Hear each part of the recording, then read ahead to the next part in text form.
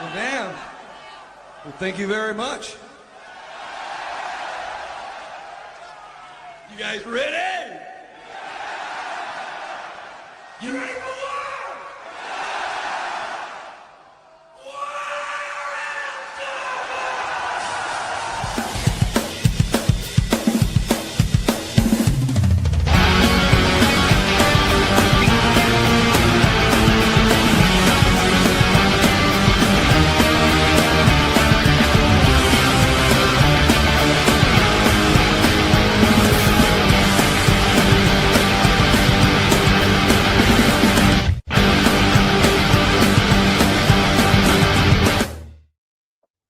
Goddamn right.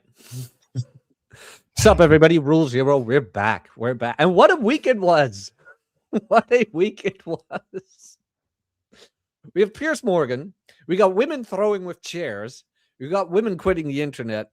And there was another one that slips my mind right now. But boy, was it a bad week for women's demeanor on social media. And for a lot of men, too, who thought they had their shit figured out. Especially Piers Morgan. Is that the first one we were going to get into? Sure, why not? Why not? Why not? I have the clip right here. Oh, Afro Man. Yeah, I saw that. I haven't heard of Afro Man in so long. I'm like, what is this guy doing in my feed? I got to say, that one was pretty hilarious, too. But Piers Morgan got kind of, how do you phrase that? Put in his place by the... He got worked. We can play the clip, but like I have insider information on that whole affair. Oh, this is gonna be fun then. Okay, let's play the. I was gonna talk about it on tomorrow's show, on my show tomorrow, but I'll talk about it here too. Okay, well, let's play the clip for people to. There you go. Okay. I need to figure out the streamer thing. There you go. Now I have us all here. Now we won't get copyright strikes. So. Nah, because Piers got kind of blown the fuck out, as the kids say these days, for interviewing HS Tiki Taki from the Manosphere documentary by that was released last week. Every week's a party. Maxwell, Harrison, you have a clear problem with it. No problem. Sir. You compare me to Myron and all the others in this homophobic, misogynistic, whatever one. Pulls him out for homophobia. I was like, Jesus, man. I'm so sick of fucking British accents. What? Like, it's all I hear. It's every fucking podcast right now. What did I do? I'm comparing you to Epstein then, because you're in his files. Harrison. Exactly. You're making yourself look an even bigger idiot than you did on the Netflix show. Oh, really? Really? Yes. To people like you, sir, I don't mind that. You make yourself look like an idiot every single day when your wife is at home posting pictures that you're out and she wants to get used like a toy by a big black man who's cleaning her car. Is that why you have a problem with me? Is that why you're pushing this homophobic narrative? Because I'm the big black man that shagged your wife while you are on holiday. Okay? We can all have a push and a shove, sir. Let's go back to talking about the documentary and less of the homophobia. Do you know what? Here's what I think about you. I watched the documentary. I think you're a fucking idiot. I think you're a sexist. Piers never loses that whole shaming tactic where it's like, oh, do you feel better about yourself? Do you think that was a good thing? It's like, Piers, get wrecked. Misogynist, homophobic twerp who got exposed in a global way by Netflix, by Louis Theroux, for what you are. You're a little half-wit, and you'll make your little followers don't get rattled. A little laugh and everything else. But I don't see any point wasting. There's 50 more things that we can have a stupid back and forth and try and one-up each other. I don't Just care talk about to me your silly normally. Insults. Talk to me normally. Talk to me normally. I don't care about your silly insults. But what do you mean you don't care? What do you mean you don't care? What I said is fact. I have a picture of it. I can flip it around and show you right now. I couldn't care less about your silly little insults. It's like a 2-year-old. Why would I care? A 2-year-old. A 2-year-old. Listen, sir, I don't know why you come on and you talk like you're holier than thou. As soon as you're away, all right, let's this. Applications are open. All right, let's just that's your ting, bro. That's your girl. Let's end this, please. Cooked. You know what? I'm not doing this. Sorry, guys. It's pointless. Tomorrow is cooked. This is what you get when you play holier than thou, man. And I mean, Pierce did it with Clav as well, and he's done it with everybody else. Oh, Go God. ahead. No, I was just gonna say so here's, I mean, probably maybe this isn't such a big revelation, but I had everybody knows I'm really good friends with Justin Waller, and so Justin, like the day before he was supposed to go on Pierce Morgan, he hits me and Mike up in a group text, and he was like, "Hey, I'm going on Pierce Morgan tomorrow. They're going to talk about the manosphere, thing." I'm like, "Oh, okay." And he's like, "How should I handle this?" And I go, "Well, your ace card is always his wife." That's the first thing I said. I said, you could very easily just say, "Hey, look, I'm sure it seems very, I figured that they were going, we started talking about like what were the most likely things that Pierce would try to ambush Justin with, right? From the documentary. And the first thing that came to mind, of course, was that, his arrangement with Kristen, right, which is his wife. And that I knew that was going to be a thing. The other thing he said in the documentary that Louis Theroux just, had that stupid Mr. Bean expression about was that men created all of this, right? Like he see the skyscrapers and everything everywhere we're at, man designed it, engineered it and built it, right? And so I figured it was going to be one of two attack vectors. It was going to be the men built all this stuff, or his arrangement with his wife, which probably was the most obvious one. So I said, look, if he gives you shit about like you're open on your end and closed on her end, relationship, I said all you gotta do is just bring up his wife and all that shit that went down with Nick Fuentes, because Nick was the one. It wasn't even Nick. It was Nick's like Spurg army. His legion of doom went and found all this dirt on Pierce Morgan's wife and how she just basically cucks him, and she's like this trophy wife that's sort of like out of pocket, and like he just went through like hip surgery or some shit like that, and she was like nowhere to be found. Oh, I saw that. What was it? She made one post about how she hates it taking care of him or something. Yeah. And then she's like she basically wants to fuck the pool boy is what she wants to do. I mean, literally, that's what the thing that HS was showing. And he knows this. Like he knows this because that all came out after he went on with Nick Fuentes, because the thing about Pierce Morgan is he's not an innovator. He's just a fast follower. If it's hot in the news, he'll jump on it immediately. Mm-hmm. And so like I've been asked on Pierce Morgan twice, and then I got ghosted by his production people twice, because they were trying to get like Tommy Lahren on or something like that, or they were trying to get some I forget who else it was. But it was something about feminism. I think they were just trying to find people to talk on a panel. And it was a follow-up to something that had been going on that week. And that's all he does. Like I remember when Charlie Kirk got shot, I go, and I made this prediction. It was on Sunday, and I knew that Pierce show was like on Monday or Tuesday. And I said, watch, Pierce Morgan will have Destiny on. Sure as fucking shit. He's right there. And because that's what he does. You want to talk about red meat? That's all Pierce Morgan is red meat. And he's always late to the party by an hour.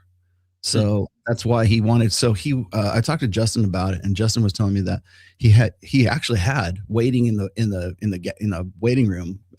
With, I don't know, maybe it's Zoom or whatever they use, but he had Justin Waller was there, Myron was there, and Sneeko was there, and he brought on HS Tiki Taki first, because I think he wanted to sort of set the tone. He wanted to like scold HS Tiki Taki, right? He always scolds. He totally because like HS is not stupid. He's he's definitely manipulative. He definitely has his own thing. I mean, he's very conscious of his public appearance. He's 48 laws of power. He fucking knows those. That's for damn sure. But the way he delivers them, and you'll notice that he comes off sounding like he's the rational one. Talk to me normally, right? Like can we like get past this stupid childish, like I think you're a misogynist, prick, or whatever. Like, can we just like actually talk about what I said in the documentary? And he didn't want to go there, but because he wanted to scold him, because Pierce has to like sort of like mark his territory and piss all over you real quick, so that you're on his fucking show. And HS wasn't having that, and Pierce Morgan should have fucking known that. because almost immediately, like the day of or the day after he went on with Nick, his whole Spurg army came out and dug up all that stuff on his wife. It was already out there. You had to know it was coming up. And also, I was going to say, as I said before, like, HS had his phone already set. He already knew it was already on his phone. He just had to unlock it and show it. It was already there. He knew he was going to use it during that conversation. So it was gonna happen no matter what. The thing that was unexpected was Pierce rage quitting his own show. So you had, because Pierce isn't used to that. Yeah, Justin, Myron, and Sneeko waiting to go on. Pierce cancels the show, like in the middle of the show, kills the show right there and there. And they're like all disconnected and told to go home. All because of his wife, because he couldn't keep his wife in check. Should have read your book. It's funny, as I thought, it's funny. Of course, every time something like this happens, I'm like, yeah, well, where should I send your free copy to? I don't have I'll give you a shipping address. Well, and remember a couple of weeks ago when I asked you, like, if people ask you do you ask them if they've read your book? And I do wonder with Pierce, I would have asked them. If Pierce would have asked me on, I would have been like, have you read the damn thing, or are you just gonna hear my name and call me names? Yeah. It's me. That phone. The one thing I was going to say about Pierce Morgan, and this isn't so much red pill, but it is applicable, is he's very much of that boomer and I would say older Gen X generation where the happy wife, happy life, being a male feminist, shaming works tactic, like that generation is used to kowtowing to women. And they're also used to acting like women in terms of like moral fagging and moral grandstanding. And I've noticed myself, obviously not all males, but that pendulum is starting to swing back with Gen Z and younger millennials, where more and more men are just owning it. So when you're trying to take the moral high ground on someone and shame someone, you'll never win if you own it and say, yeah, okay, like based on your values, you don't like what I'm doing. So what? And then every person has skeletons in their closet. So if you're going to take a moral grandstanding, you better be prepared to own your shit, which he certainly was not, which is why the second HS Tiki Talkie brought up his wife, he rage quit because he wasn't prepared to basically own his shit and take what he dishes out. It's Jack Murphy all over again, but now with his wife. Like, talk about the cuck article. If Murphy had have just owned that, where it's like, you know what? I used to do that. I wrote an article about it. Yeah, that's all it would have taken. It's all it would have done. But no, because they don't own their shit. They have zero frame. And it's the narcissistic fantasy that Ryan also talks about a lot, where it's like these guys have this portrayal, and everything that goes against that portrayal immediately breaks them down. And it's as if I summon him. There he is. Just talking your favorite author, Jack Murphy, who didn't have frame when he got asked about an article he used to write. Dude, I still want to find some way to like fabricate and market that fucking beard. Like a little, how cool would that be? I just remember that time, Rollo, when remember we were all sitting around. And he's like, you know what? I should write a history book of the Manosphere. And then I pointed him in the direction of the guy who already wrote one. He's like, oh. It was like always about looking for an angle for him, but he had no idea. He was just guessing. He didn't do any looking into it. I don't know. It's the one thing I remember from that, and he painted his nail for some reason. Yeah, I remember that. Yeah, 2018, I'm looking at his black nail polish. I'm like I didn't think you were a pickup artist. Yeah, you have to be a pickup artist or in a glam rock band. I think that's your two excuses. Hey, Rollo left. No. Oh, he got mad. He knew I was going to talk about Ibanez. Oh. How have you been, Couch? You know what? I'm looking forward to spring. I'm tired of this miserable weather. Everybody's out there in sunshine. It's barely positive out there. Mm-hmm. Snowy as shit. It's raining, but the raining turns to snow halfway through. I don't like it. The subcontinent's coming back because it's warming up. Yeah. Mm-hmm. There we go. Oh, good. Oh, I thought you were gonna rage make quit. fun of Ibanez, so you left. I was rage quitting. Yes. Don't talk about Ziggy Stardust, you son of a bitch. But speaking of rage quitting and things like that, I do find this a interesting springboard to take of guys not being able to keep their wife in check, and especially where they're in the public eye, because you see this a lot. Ishan, what was his name? Isham, the comedian whose wife just goes on podcasts. Akash. Thank you, Akash. That's the one. I keep all the names conflicted. Fucking Canadian. Where his wife just openly on other podcasts says, "Oh, I would love to have threesomes with your husband, not mine." I remember doing anal sex with so many guys. Yeah. And I would love to go through what these guys could have done to keep their woman in check, because guys, just because you're not in the public eye, your woman will embarrass you on social media if she can and if you let her. Yes, you can't control her at all. You can't change her at all. The point is, you think this social ass whooping fell out of the sky? Like, really? No. There was years of signs that this was coming. Yeah. You know how most of us, we start dating and our girl's like, well, I think I'm a little bit bisexual. You're like, well, I better marry this one. And then the one thing you know that means is there's no threesomes in your future, which is fine, whatever. But they got like the cuck chair version of that one. And I know this because I used to sail with this guy, Matt. I even wrote about him. He's in Fuck Files. His wife would take him to threesomes and stuff. He met her at like the shitty Navy bar, and he's like, yeah, she's a virgin when I met her. Until he met a shipmate that fucked her, and he's like, well, that was the second one, so it's okay. It's like, that's the game we're playing. But used to have foursomes, like wife swap and shit. But the other woman was like, no. And she kicked him out of bed, and he had to sit there and take pictures. And then the idiot came to work, started bragging about that. Yeah, they let me take pictures. Until one of us is like, you took pictures of some dude railing your wife? He's like, yeah. And he looked like, remember American Pie? Yes. Shitbrick? He looked like that guy. He didn't have a lot of sexual success. I think this was like the first or second girl he ever slept with anyway. And if you're starving, a cuck cracker looks delicious. Oh, yeah. And I don't think Akash was just swimming in poon before this. No. So of course him, it's great. Like, look at this, man. This is the best I did. This is definitely awesome. I have no frame of reference or context to know any differently. God, he was so righteous about that shit too. Because I remember when, like, it was, God, when was it? It was 2022. I remember, and they were on, like, Fresh and Fit was on with them, and they only had Fresh and Fit on there because they wanted to like run them up the flagpole, right? Because from one thing, it wasn't even on their show. It was just like this little side thing that they did where they were talking about how they didn't dabble in the dark. Like they only like white chicks. They don't like black chicks, right? Mm-hmm. And so they all lost their shit, right?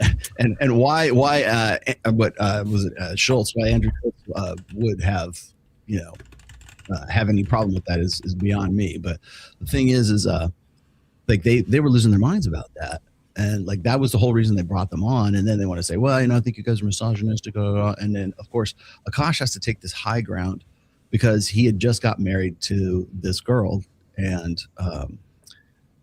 she was Indian too, and so he was very proud of the fact that he married within his own race, right? Which is kind of funny because most like Indian women don't want to have anything to do with Indian guys these days.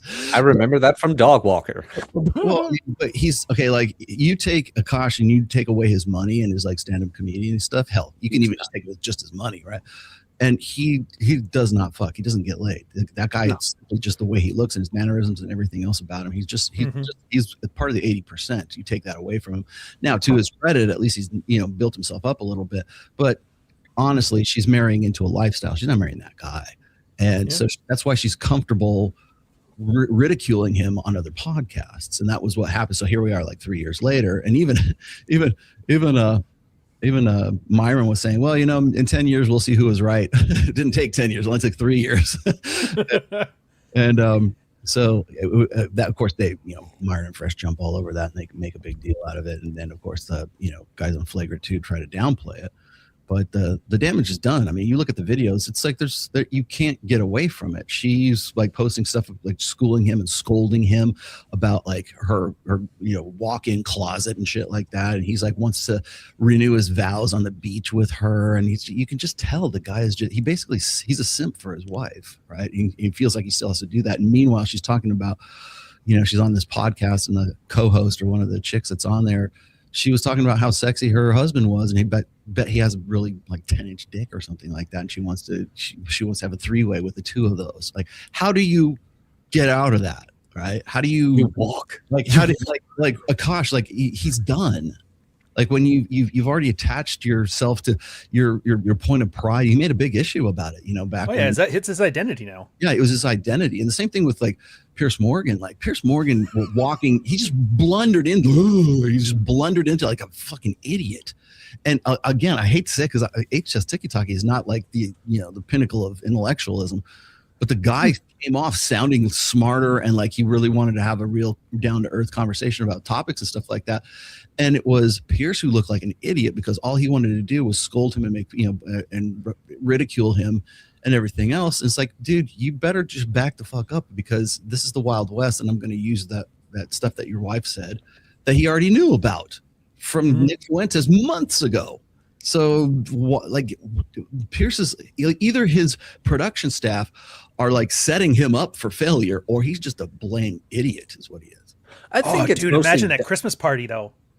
He said some rude shit to a bunch of the guys. Bonuses are canceled this year. I'm too big for this. And they're like, all right, bet. Yeah, you are. Yeah, I know. Now it's all revenge.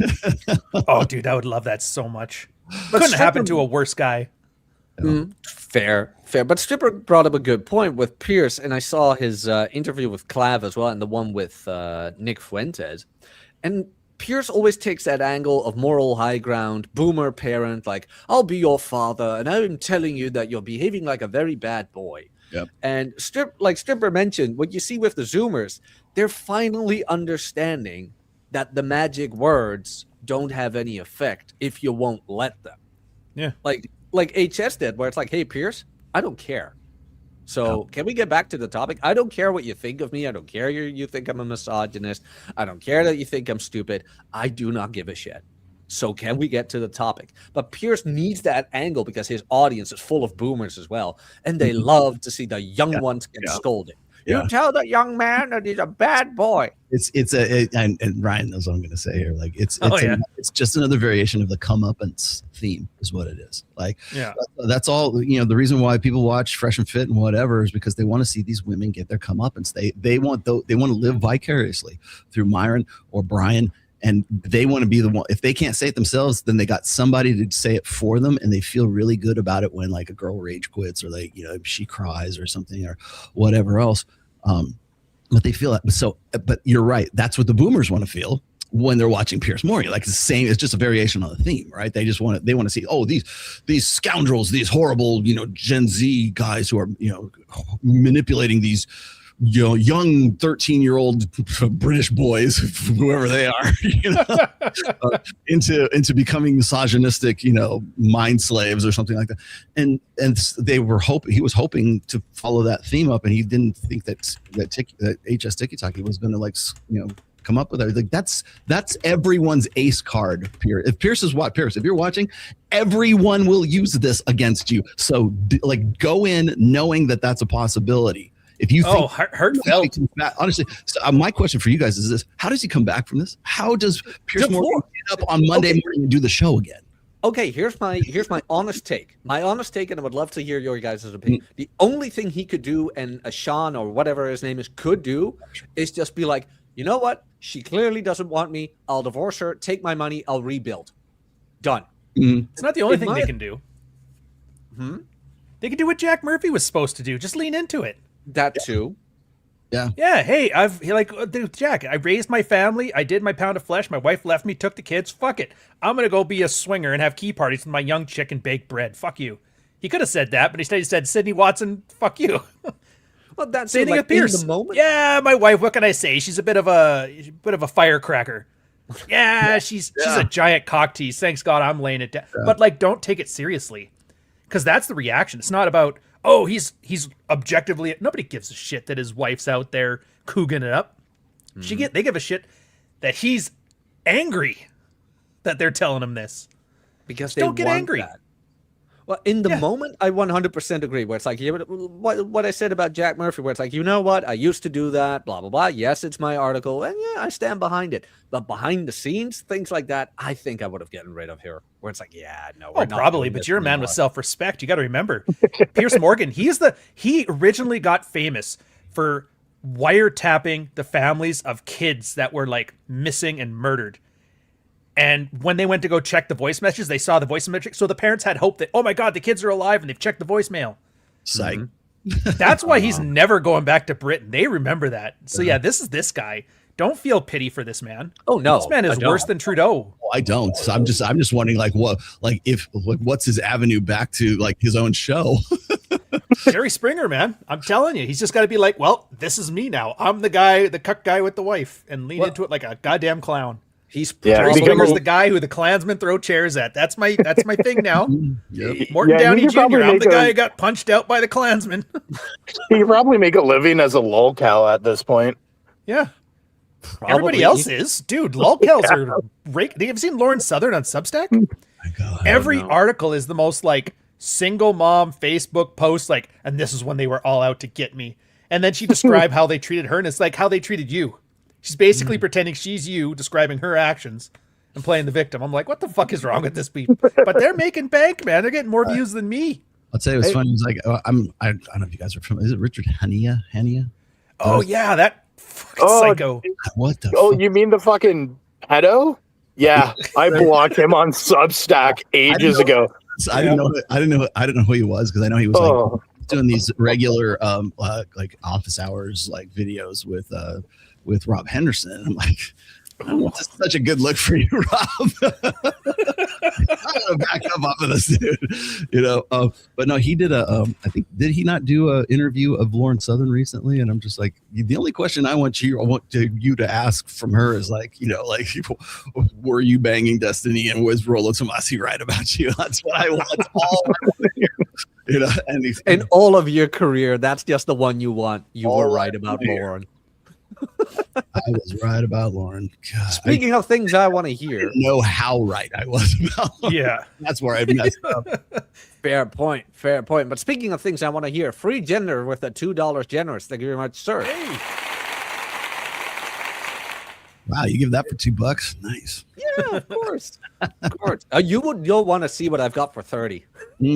I think you don't ever want to come on again. But free gender for the 2. Thank you very much, sir. Are you ready to hide that phone, soft phone? Oh, sequel! I can't wait. This week, all the books are coming in, so I'm going to start signing and doing all the accoutrements, getting them out. I'm so psyched to be done with this project. In the marketing alone from Kickstarter, I could have probably written like a trilogy. So I'm kind of annoyed that I did it this way. It really slows down the process. But hey, I mean, the guys are getting like special edition stuff. We got all new artwork and shit, so it's pretty exciting. I saw the black and white cover you shared. That one was beautiful. Yeah, that's the special edition. That's only for the Kickstarter boys. Nice. Speaking of nice, Chad Twister Stroke for the generous $19.99. Thank you very much, sir. Where are you? There we go. Chad Twizzler Stroke for the generous $19.99. Morning, guys. My ex publicly did that to me. The idiot I used to be. Politely asked her not to. Yeah. I should have just dumped her then and there. Now I'm on the beach, smoking my pipe and catching steelhead. Then I'll visit my friends with benefits. Dude, that's awesome. Winning, man. Winning. That almost sounds like Aaron Clary. He's a good fan of Aaron Clary as well, so that makes sense. But I mean, you can ask her all you want, you can beg her all you want. Even Pierce, let's say Pierce, after this, he goes home to his wife where it's like, well, this HS Tiki-Talkie guy embarrassed me on my show with you gallivanting around on Instagram. Could you please stop doing that? What do you think she's gonna do? Could you try stop being a bitch? I guarantee you she tells him to stop being a bitch. Yeah. Dude, I get that. If I'm like, hey, you stepped on my foot, it's like, even my girl, if you stop being a bitch about it, maybe it wouldn't hurt. I'm like, fuck. Shake her a little bit and then move on with your day. Oh yeah, she gives no fucks. No fucks. Yeah, brutal. So he's the thing. So I mean, as far like with Pierce Morgan and his situation with his wife, like that's obviously his Achilles heel. So it's like there's no getting around that. So I think Pierce going forward is just going to have to understand that that's always going to be a possibility. There's always going to be an HS Tiki-Talkie with that screenshot ready to go. So he's in a way it almost like curbs his ability to like just be like do the pull the shit he usually does, right? Mm-hmm. The other thing is that he's also dealing with a different generation, like the I don't give a fuck Gen Z shit, right? That like HS Tiki-Talkie does not care about no Pierce Morgan, right? and I in a way I think it's almost encouraging because like Tiki Taki wanted to talk about like real issues. He wanted to talk about what was in the documentary, right? He came off as the rational one. He came off as the one who was in control, right? And I'm like, good, because I would have loved to have seen like the full panel where they're all talking and sort of saying their piece about the whole thing, but it never happened because Pierce Morgan's a little bitch. You know, I mean, how do you rage quit your own show? Like if you're on somebody else's show, bottle out, okay, fine. But like your own show? Really? I can't do this. Yeah, you know, clearly. Because cut the camera, blame it on a technical error. No, we're doing it. Ryan doesn't know this. I talked to Justin Waller like the day before they were doing the show. So they had Justin, they had Sneeko, and they had Myron waiting in the waiting room while he was, trying to set the tone with HS, right? And of course he rage quit and they didn't even get to go. They never did the full show. Like they were just I don't know what happened, but I can just imagine like they just like killed the feed for for Justin. He's like, what the hell? But Justin called me up the night before, hit me up me and Mike, he texted us the night before and says, how should I approach this? I said, well, they're probably going to attack you on like there's two attacks. One is going to be the fact that your relationship with your wife with Kristen, right? And like Justin's a really good friend of mine and my wife's as well. Like my wife knows Kristen, and then the other one was that I thought they were going to hit him on was when he said something to the effect of like, men built all this stuff. Like look around you, that skyscraper where we're at. Men built engineered, designed, whatever, built everything you see around you. And I think he was probably going to try to attack him on that. Of course, we'll never know now because picture, But like, I hated that it sort of cut off that opportunity to actually have that conversation, and maybe discuss something about that. So it's like again, you've got this sort of like red meat that sort of like just like preempts everything else instead of having a real substantive conversation about shit. And like, not that I think Pierce Morgan was anywhere near down for that, but again, it's that it's sort of like that frat boy Gen Z, lol cow shit, right? Mm-hmm. And it squelches like real conversation, and that's honestly that's really what the documentary was about. Like they didn't interview me. They didn't call Ryan. They didn't call Mike. They didn't call. It's funny. They called Logan Duong, who's like a friend of ours out in San Diego, and I had him on my show last week. And they flew a whole like film crew out from Britain to interview him and try to run him down. And they didn't use any of the footage that they took from that because he didn't give them anything workable. He was actually there doing good work with the guys that he was with, and so they. Mm-hmm. Didn't fit the narrative. The ridiculous, let's make fun of these guys is just a mockumentary is what it was.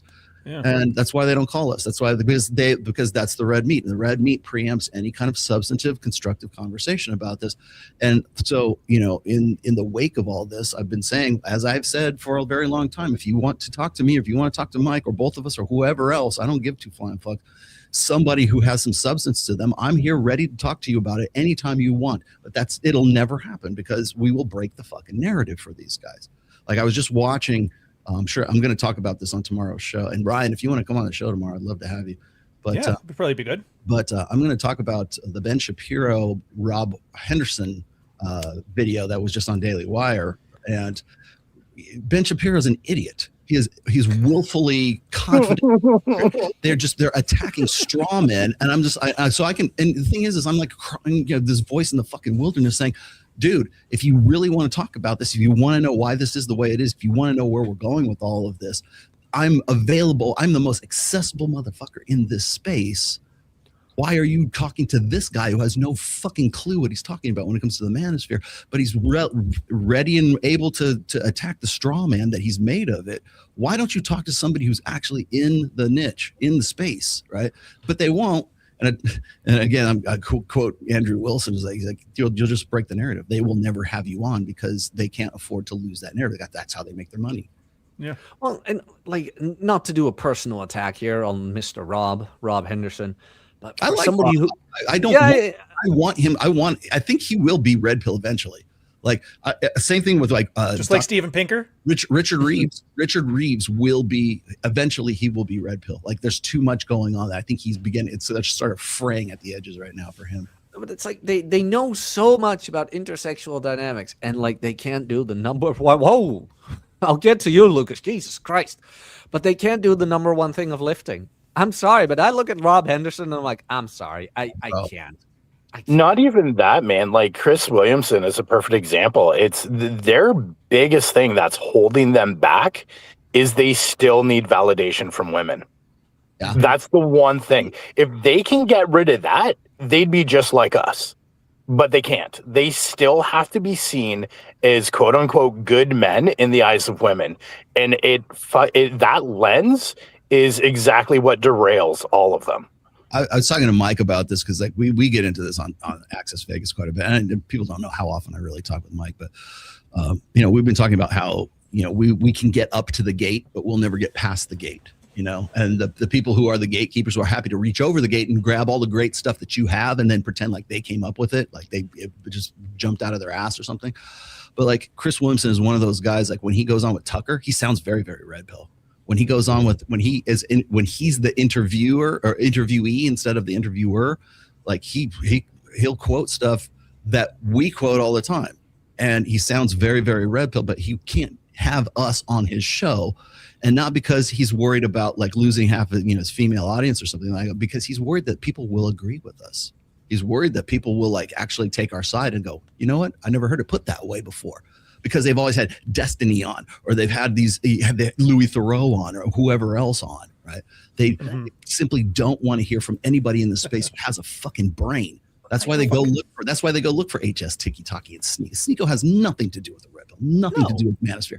But they want him to because he's a clown, because he's a fucking puppet. He's a muppet for these guys, and he gets eyes on the screen. That's all that matters. Well, it's reality TV. Do you think for like Love Is Blind or Love Island or all those shows they actually pick? Oh, here's some well-adjusted singles. No, who's the idiot with NPD? Who's the BPD chick? Who's the alcoholic, violent chick?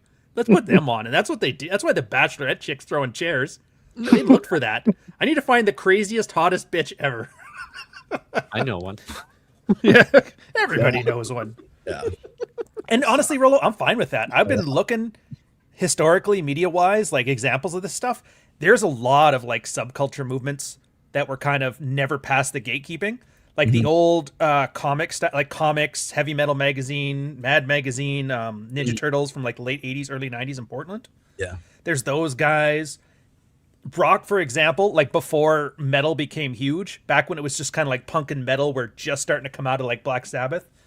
All these great areas, and in time, they did very well. Afro Man even. Do you see his whole beef? Yes. Love it. He has been, I guess he had his one hit, and he has been doing small clubs for like 20 years ever since, and he's killing it. I love Afro Man. Yeah. That was But like that's the point. He had so much money that he was able to fund a crusade against the cops who basically robbed his house. Mm-hmm. And you'd never think about him. He'd never pass that gatekeeping into like Snoop Dogg levels of fame, and that's fine. I have an Afro Man playlist. Oh, dude. Music, yes, I do. I'm not The new stuff? No, it's older stuff. It's like Colt 45. Oh, I want to hear that video about the lemon cake cop. I'm looking forward to it. But I mean, that's my point, right? Like he's carved out a great living. A lot of like the old comics heavy metal guys, they were all doing really well. Yeah, they didn't get to like that stardom level of Sabrina Carpenter fame, but I mean, what do you want? Do you want to earn a good living as a content creator and build this space up and make it work? Or do you want to be the one that's the most like the Dwayne Johnson of the red pill space? And I'd argue the reason those guys do that is because they want fame. They don't want money. And I know they don't make much money. Destiny's out there looking for handouts from a DNC, like from government funds. He's a welfare bum. Yeah. If you really get down to it. Yeah. He doesn't want to make money. But like Rich Cooper, he makes a fortune. Yeah. What is he ever going to be on? Actually, did he go on Piers Morgan? I don't want to say until I No, he went on with Wilson. He went on with Andrew Wilson, but he didn't want to be there. That you could just see it. You could see it on Rich, where it's like, I'm doing this as a favor. From the jump. He doesn't want to be on most of his shows. I know he's there for the paycheck, and to be honest, like fucking kudos to him. Come here, pay me. I don't I give a sat fuck. through that entire interview and I was like, guys, Rich does not want to be there. He's Yeah. doing it as a favor for a friend, and that's it. But I did. I'll tell you what's funny is like, 'cause I'm really good friends with Sean Kelly, like here in Las Vegas, right? And so he called me 2 days ago, and I went on with Rashad McCants. I don't know if you guys know who he is. He's an NBA player, and he's sort of a come up in podcasting right now. He was on Anton Daniels, who, by the way, I highly recommend Anton Daniels. If anybody hasn't followed him, please do. Good guy in this space. Also, Ask a Brother podcast, very, very good show too. But so Sean Kelly wanted to like bill me talking with Rashad as like a debate, like, oh, they're gonna debate. I'm like, I don't think that's gonna happen that way. I said, because I think we're probably gonna agree on about 90% of stuff, so it's not gonna be much of a debate, Sean. And so we just basically called it a discussion. I'm glad we did, because we actually had a really substantive, really good conversation about, Red Pill topics and the manosphere and, what's going on and everything else. And like, I'm like now pretty good friends with Rashad. and like, cause like we've been texting like ever since the show, man. And he's starting his own podcast in LA, and just a really good dude. But like initially Sean wanted to see if he could recreate the juice between Andrew Wilson and CGA. And I go, that's not gonna happen with me. I'm definitely not Wilson. He's definitely not CGA. So like, let's bill it as like two guys coming together and talking about shit. CGA, sorry, but CGA was so disingenuous. I hated that debate. I'm shocked. So Really? I know, right? But Next, you're gonna tell me Andrew Wilson wasn't arguing in good faith. Come on. Okay, fair. So fair. I'll give you that. I'll give you that. But there were just things that were like, so how do you phrase it? Like he went after he really like went after Andrew's faith and made a mockery of that. Where I'm like, really? Like you're trying to debate marriage, fucking ballsy, and that's what you're going for? It's like, come on, man. I got the feeling that Andrew Wilson was trying to recreate that same vibe with Rich Cooper, and Rich Cooper was just not playing. he's like kept poking and poking and poking. Rich was like, whatever. It was much like if you listen to the topics and the basically everything that I'm not saying it was verbatim, but like pretty close. It was like paraphrasing pretty much everything they got into when he was on with CGA. And when Andrew was in Vegas that time, we had him on our show. We had him on Access Vegas. We had him on Mike's show. And I actually drove him to Roll and Smoke Barbecue, which is where we go all the time. That's our hangout for, if you ever want to find me or Mike, we're probably at Roll and Smoke Barbecue. Oh, but so I was out there, and we took Andrew out there, and I told him, I said, so what you do is not really debate. It's because he was telling me about like how he has the word war debate thing. He wants to turn into professional wrestling of debate, like everybody walks in like they're play the Undertaker's theme music or some shit like that. And I understand why it works, and I understand, hey, please, more power to you, go do the thing, right?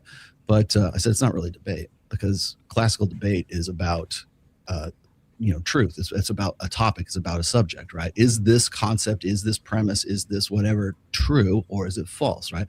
That's really what it's about. It's not about attacking the other person. It's about, let's get down to the bottom of this thing and see if we can find out if something is true or it's not, right? Especially if you go back to like classic Hellenic Greece debate, right? The symposium, right? You go back to those kinds of talk. They weren't trying to say, oh, you don't know anything because you're an idiot. You're a boy lover. Hey, like no, nobody cared about that, because it was about whatever the thing was. And I said, what you're doing is not really debate. It's what, if you've read the Whisper article about debate, it's debate is dead, because everything now is what's postmodern discourse, which is you're a liar, follow me instead. That's all it is. It's like you're just trying to change the other person's audience is what you're trying to do. Or you're trying to give your audience what they want, which is exactly what Piers Morgan was trying to do with HS Tiki Taki. He wants his boomer audience to get off on the indignation of him like scolding Gen Z for being this degenerate fuck from the movie, right? And it backfired on horribly backfired on him. And the reason why it backfired on him was the same reason that it backfired on, and I love Andrew, this is not a flame on Andrew, but it's the same reason why all that shit went down when he was debating that one feminist chick on whatever podcast, the Snizzler, right? Charlie. He kept calling her Chuck, right? And like when you start out like that, and you're just dropping these little snide invectives and these little, like, I'm going to call you Chuck instead of Charlie, that kind of stupid shit right there. He's the only reason you do that is not because you're trying to actually discuss the topic, but because you're giving your audience what they want, which is they want red meat. And to a greater degree, I would say it backfired on him because she brought up his wife and him being her being a single mother of 3 or some shit like that. I don't even know what the background was, but it was enough that everybody jumped all over it because it was blood in the water, and everybody started coming after Andrew Wilson after that, to the point where he had to like sort of make his own standalone video to explain himself, which I don't think anybody should do, quite honestly. Don't apologize and don't explain, just keep going, right? Just chugging along. But I told him this, I said, you know what's going to happen, and it did, because I was driving him in the truck over to the barbecue place, and I said, you know what, if you're going to proceed down this line of debate where it's like you're going to attack your opponent, it's to destroy that opponent, don't be surprised when they use your same tactics against you, right? And that's seen exactly Thank You for Smoking what happened. And that's exactly what happened with HS Tiki Taki with Piers Morgan. Don't be surprised and don't feel bad and don't rage quit your own fucking show like a little kid and run off because somebody used your tactics better than you did. Live by the grift, die by the grift. Have you seen Thank You for Smoking? Yeah, I have. Oh, great film. My point, what is it? The goal is not to prove that I'm right. The goal is to prove that you're wrong. Wrong, yes. And it's that easy. But speaking of right, we got Devil Dog for the Devil Dog 84 for the 199. Thank you very much, sir. I appreciate that. Where is it? Thank you very much, Devil Dog, for the 199. What's up, everyone? Wish you all a good show. Thanks, man. I appreciate that. Then, my Arabian friend, Chad of Arabia, with the gifted 20 memberships for the channel. Thank you very much, sir. It's very generous. Oil money, man. My favorite oil sponsor. Chad, thank you so much. Dude. I appreciate that. And holy shit, Lucas, for the $100. God damn. Yeah, well, sometimes you don't get no hoes, man. Don't you got something more celebratory? Come on, man. You like that one the best. Oh wait, I got here's my new one. What are you gonna do about it? I'll stop his pick. What, for 100? I can get Clary. I can get Clary, Lucas. That's 5 blowjobs from Clary right there. Lucas, for the $100 generous. Jesus Christ, man. Thank you so much. My speculative guess to the prompt is, in short, contempt. In more details, a cycle of 1, disappointment for not meeting the unrealistic archetype she built in her head when she originally met you. That could be the thing with Piers.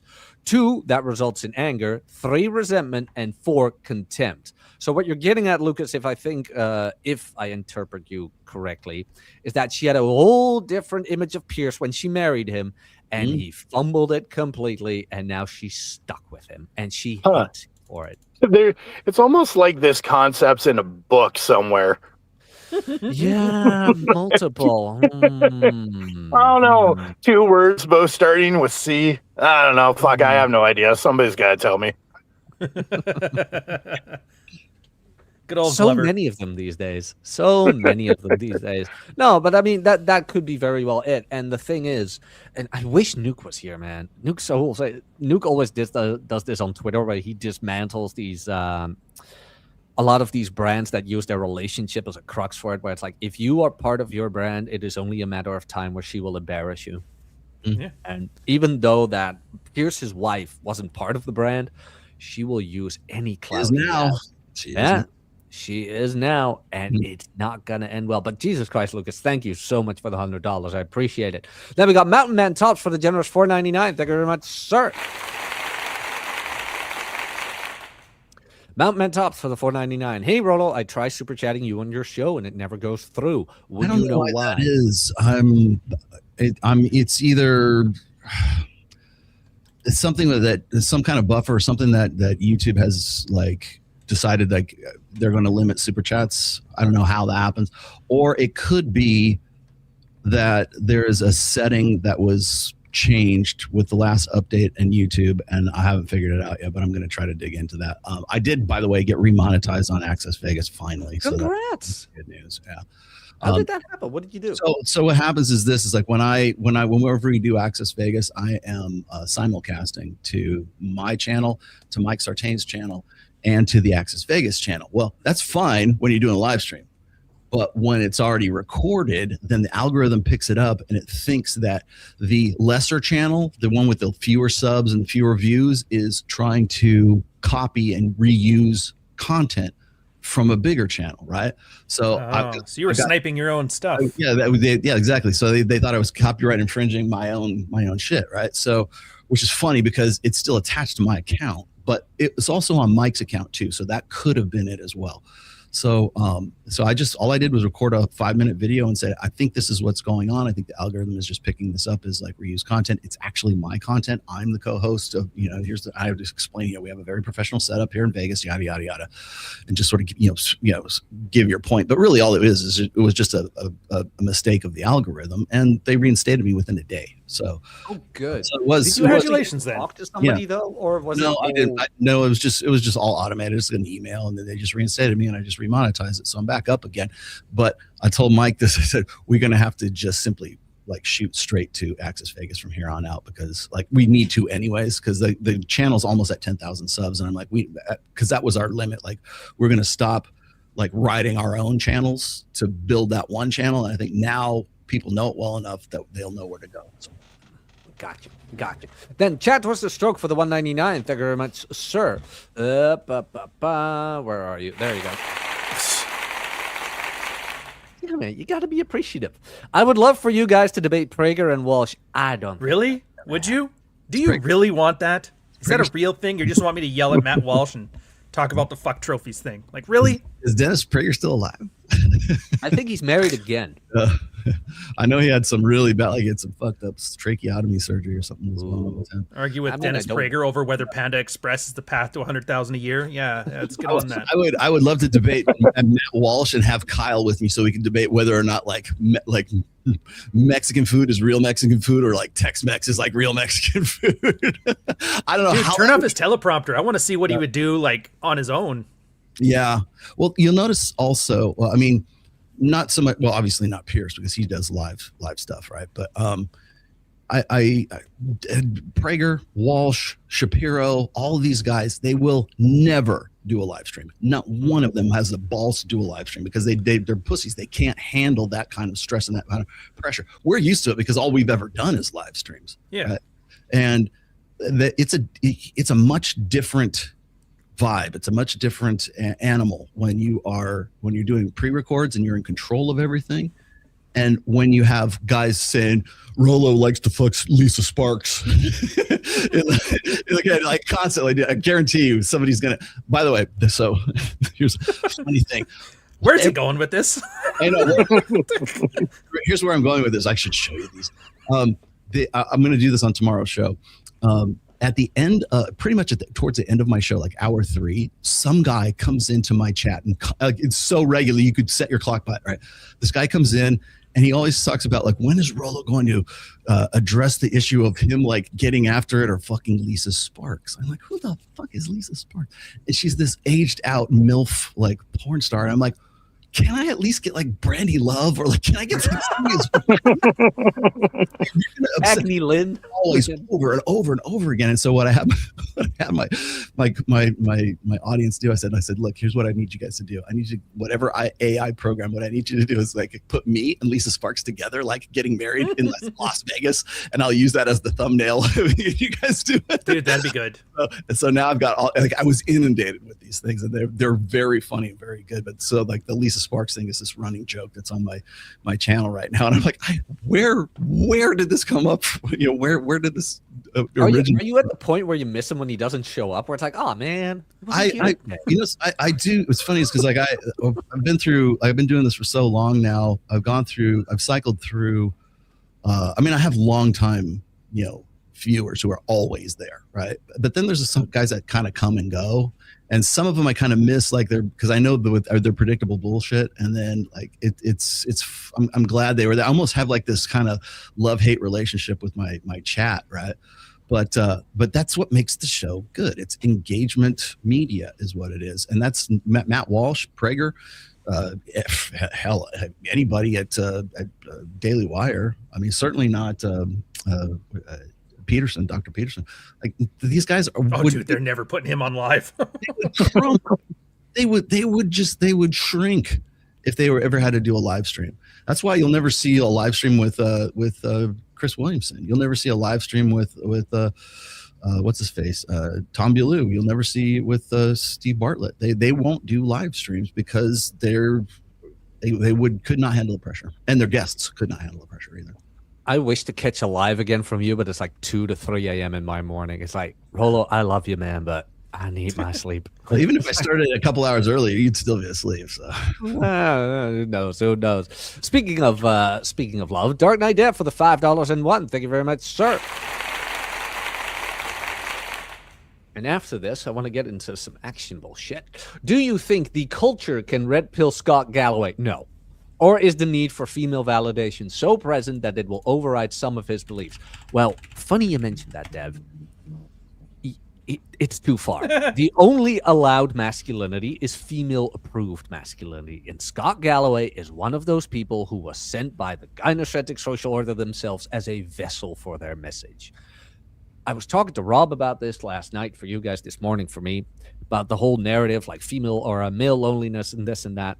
You got to remember that there's also like a lot of demoralization in there. And demoralization helps so much to get votes and people on your side. And Scott Galloway is one of those vessels where it's like, I care about you. I want men to be better. I want you to do fine. Vote Democrat. We care about you. Oh, Destiny, he's a good rep. I still don't understand. Like, seriously, you won't talk to Rolo, but you will talk to Destiny. Destiny has a lot more shit on his cross to be like. Well, they have the same PR guy. Of course they're going to talk well about each other. Fair. You don't shit on coworkers on camera. Fair point. You keep everything as substantial. Well, see, the thing about Scott Galloway is Scott Galloway was never manosphere. He's if you remember, right? Gosh, it was like probably the same month. I think it was like the week after Trump got elected, and the Democrat. First one or the second one?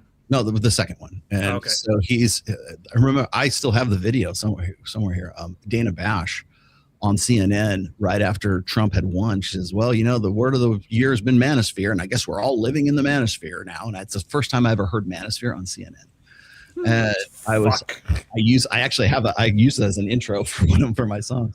There was all these think tank kind of like, they're licking their wounds and wondering how they lost the election. Right. And of course, the first thing they says, well, we don't have a Joe Rogan. We don't have a Jordan Peterson. We don't have a Theo Vaughn. Like these guys, this is the manosphere guys. These are the ones they quoted as being manosphere guys, right? This is how out of touch they are with what they're talking about. That's how you get Louis Theroux thinking Sneeko is the fucking manosphere. Joe Rogan is the manosphere. Theo Vaughn really is the manosphere. No. So in other words, they saw how popular Transformers was, and they decided to make GoBots. They wanted to ask your uncle what that means. By the way, Zoomers, I know what that means. Scott Galloway was just a come up at that time, and he was edgy enough that they could use him, and they're trying to turn him into that representative for the Democratic Party, right? They're trying to turn him into that figure. They need a guy who's hip with the kids and knows about masculinity, and this is what we really need to do. And it's like that's funny. Hello, fellow children. Yeah. Hello. Yes. And the thing is the guy he's data laundering too. He just I looked this up, like in every single show Scott Galloway is on, including Oprah. He brings up this bullshit made up fact that like if a man is past 30 and he doesn't, like 33% of men past the age of 30 who are not in a romantic relationship are like drug addicts, and they're going to be gambling addicts, and they're going to be porn addicts, and they're just going to just crumble and decay into nothing. I looked that up in Perplexity. Absolutely horseshit. There's no studies. He cites nothing about that. And then he'll talk about like how, they've done this research shows that women want kindness and intelligence and all this. I'm like, where? Show me give me a link, bro. Never does. Source. Never will do it. Look it up on Perplexity. Doesn't exist. But the dude constantly repeats this over and over again. It's called data laundering. That's all he's doing. It's bad data. That Here. I have the source for you. Where are you? Oh, is it a Goatsy? No. Oh, hell no. Not on YouTube, sir. Here. There it is. It's in the middle. This is a family show. Yeah. Source was revealed to me on my walk. There you have it. But I mean, that's the thing. This stuff, like, Rollo, you've been around 5 or 6 cycles. I've been around for 2 or 3. Jack, you're on your second one now. Stripper, I think you're going through your one. This is all the same playbook that you saw in 2016, in 2006. Heck, in 1986, they were seeing it on, like, the Usenet. Yep. The problem first is you just start making up stats. 30% of men or whatever, and it's not true. And so they'll do a study, but then they redefine the term porn addiction to, like, has viewed porn in the last year. Which I don't think there's a guy on earth who won't be able to meet that standard. So, oh my God, every guy's a porn guy. Do you have a fantasy football team? Oh, you're a hardcore gambler. Mm. Did you drink this weekend? Did your wife say you have a drinking problem? Like, I had 2 beers on Saturday, woman. What the fuck? That's how this all works. Make it up. Then if you don't make it up, redefine the words till it means what you mean. And then if you get caught in all this stuff, just pretend like, oh, I never said that. Oh, Ryan. It's literally your nagging, like the nagging wife. Goads her man, or man pushes back. Why are you so angry? What's going on? And everybody knows it. On TikTok, there's even a meme where people just make that. And there's like a baby like crying or something like that. And it's like, what happens after I've been goading my husband for a fight for 12 hours and he claps back? It's just how women do things. They play the victim. They do plausible deniability. They make you out to be the villain. They lie and say the words that get them what they want. Womanese. It happens so often. We made a term for it 20 years ago. And that's the problem, is that I don't know if it is a problem, actually. You know how everybody, like, it works on the low information person who doesn't really pay attention to this stuff? Mm-hmm. But I don't think there's many low information people anymore. Like HS Tiki Talkie, which I'm surprised he doesn't dig dishes for a living. He just looks like the type. Mm-hmm. But you know what I mean? Like, the kids nowadays, they're going to be all right. They know all this shit. And that's why it's not working as well this time. That's my assumption. I don't know if I'm right or not. Well, they got HS on there because they couldn't get Tate. He wanted Tate, is what. Yeah. Oh, I get it. He's third world. He's well spoken. He says bro a lot. It's perfect. He wanted Timu Tate. Yeah, he wanted. I know, and has the accent. Has the. And then you got the documentary with Timo, John Oliver. Everybody's Timu things now. It's like you have to go to China to get the cheap knockoff version of things now. Everything's GoBots all the way down. Timu. I love that you brought GoBots into this. God, I thought they wanted Tate, is what they really desperately wanted Tate for this, and they couldn't get it. And that's just Dick Masterson, Timu Dick Masterson, for fuck's sakes. It's to the point where, like, Thoreau was talking about, like, how like he still wanted to school Tate, so even just like low key, he was like, well, he asked for money and said that I wasn't as important as he was, and then I showed him that for a brief moment I was more important than he was. Ha ha ha ha ha. Like, it's like, dude, that's your whole shtick. That's your whole game. Like, can we fuck? Like, people are like, men are like offing themselves 4 times more than women are, 9 times more if they come out of a divorce, right? I mean, male loneliness, however you want to define that. You look at, like, more women own houses than guys do. You look at college enrollment. You look at socioeconomic, like, stats and stuff like that. There's real world shit that's happening here. No, we're going to talk to HS TikTok and Sneeko because they're representative of the manosphere. Get the fuck out of here. Yeah. Shit, like, real shit is going down, and you're talking about this. Well, speaking of that, like, okay, Pierce was a bit of the diving board here to spring off of, but there's a lot of famous guys whose wife is now running rampant on social media. I saw Bieber came past by this week. Ronaldo's woman is even doing this nonsense. What? And then you have Larry Wheels. And it's like, what makes these women do that? They like Fame. Because the black pillars love this. Let's be honest here. The black pillars, every time they come up with, like, if Larry Wheels, if Justin Bieber, if Ronaldo can't keep their woman in check, what chance do you have? It's like, guys, fame and fortune ain't no replacement for fame. It just isn't. They do it because they let them do it. That's the whole difference. And they let them do it because they still have that fucking blue pill mindset of, I need to appease to my woman, because otherwise my woman's going to get mad. And I don't want my woman to get mad. Can we pivot this to Myron embarrassing his girlfriend on that documentary and then her pivoting this to throw shade at him and start a brand? She's going to start a brand, guaranteed. But go ahead. Right as the Hawk Twa girl started joining her OnlyFans, this other one's like, Myron just said, yeah, I'm open. I'm going to fuck anybody. And then I'll keep her around for the family. Later, though, I'm going to wait till it's too late. And she's looking. She's like, all right, bet. She gets up on TikTok, starts talking about, hey, I just want this all to be over. Like, you know that speech? I just want this all behind me. It's talking like she just left the cult. I chose not to drink the Kool-Aid, and here I am. Yeah. And now she's, 3 TikToks in, 10,000 subscribers. Everybody who hates Myron's watching her. Everybody who loves Myron's hate watching her. Oh, fuck. And all she had to do was sit there and be embarrassed on national TV. Can we talk about that? I'm looking at Rolo. Well, no. So yeah, we and can't. Rolo for a gassed up mid. She's not even supermodel. I'm not saying she's bad. So let me see if I can explain this to you. So I'm looking at this right now. They was it u.gov from the UK finally released. I'll just put it out here real quick.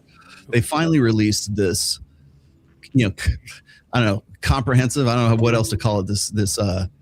This list of all the things that make for misogyny, right? Or these are the things that they're going to have the teachers in the UK try to, single out if they hear their kids talking about these things. And drinks water's number 3. Yeah, drinks. Exactly. Let me put this up real quick so you guys can see. Show you the image file here real fast. It is, where to go?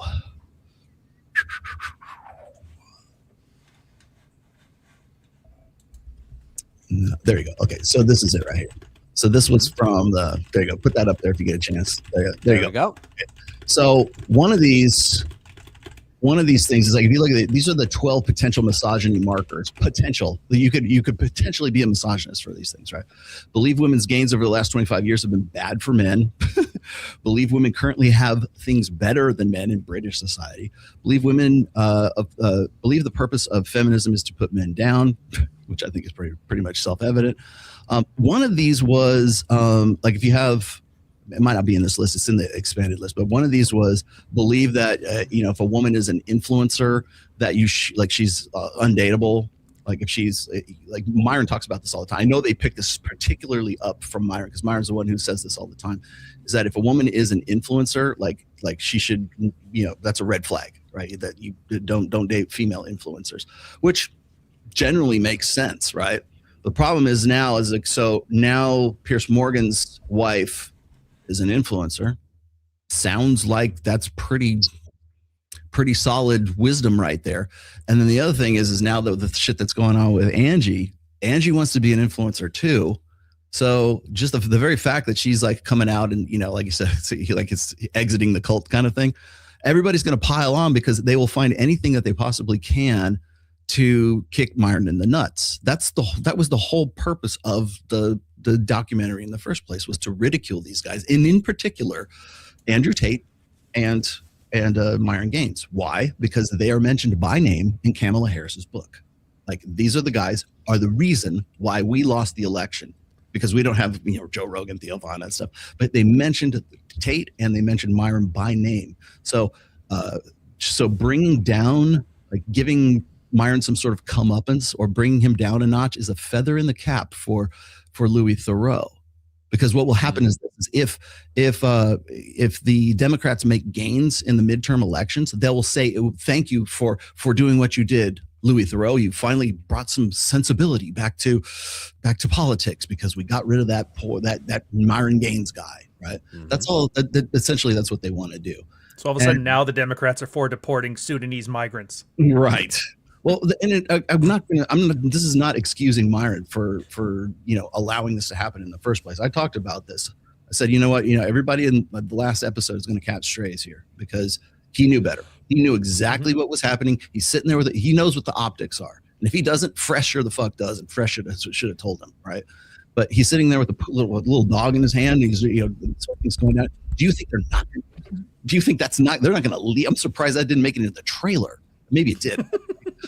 That's what they're going to lead with. They want that his audience wants to see you get schooled, and if you give it to them, no amount of clout, no amount of you think you're going to make money or whatever, no amount of we have a secret this GoPro, filming the whole thing, and here's what you missed. That doesn't matter. Damage is done. It's on Netflix. People saw it and they moved on to the next topic, right? They don't care about what your retraction is. They don't care what your side of the story is. They only care about what Louis Theroux did, and he schooled you, and it's laughable, and that's the message that they're left with. Well, and that's what gets me. How self-unaware are these people? Because this isn't new. Remember when Roosh got that photo? He was at his parents' place in his pajamas. Oh yeah, that photo killed him bigger than anything. Or PK Atheist, the guy who ran the subreddit for Red Pill. They got a picture of his like goofy EDM career, and he was fat. Yeah. We have tons of examples. This is all they do. Try to make you look like a beta male. Everybody watches. And he walked in and gave it to him. Roosh. Yeah. Roosh who?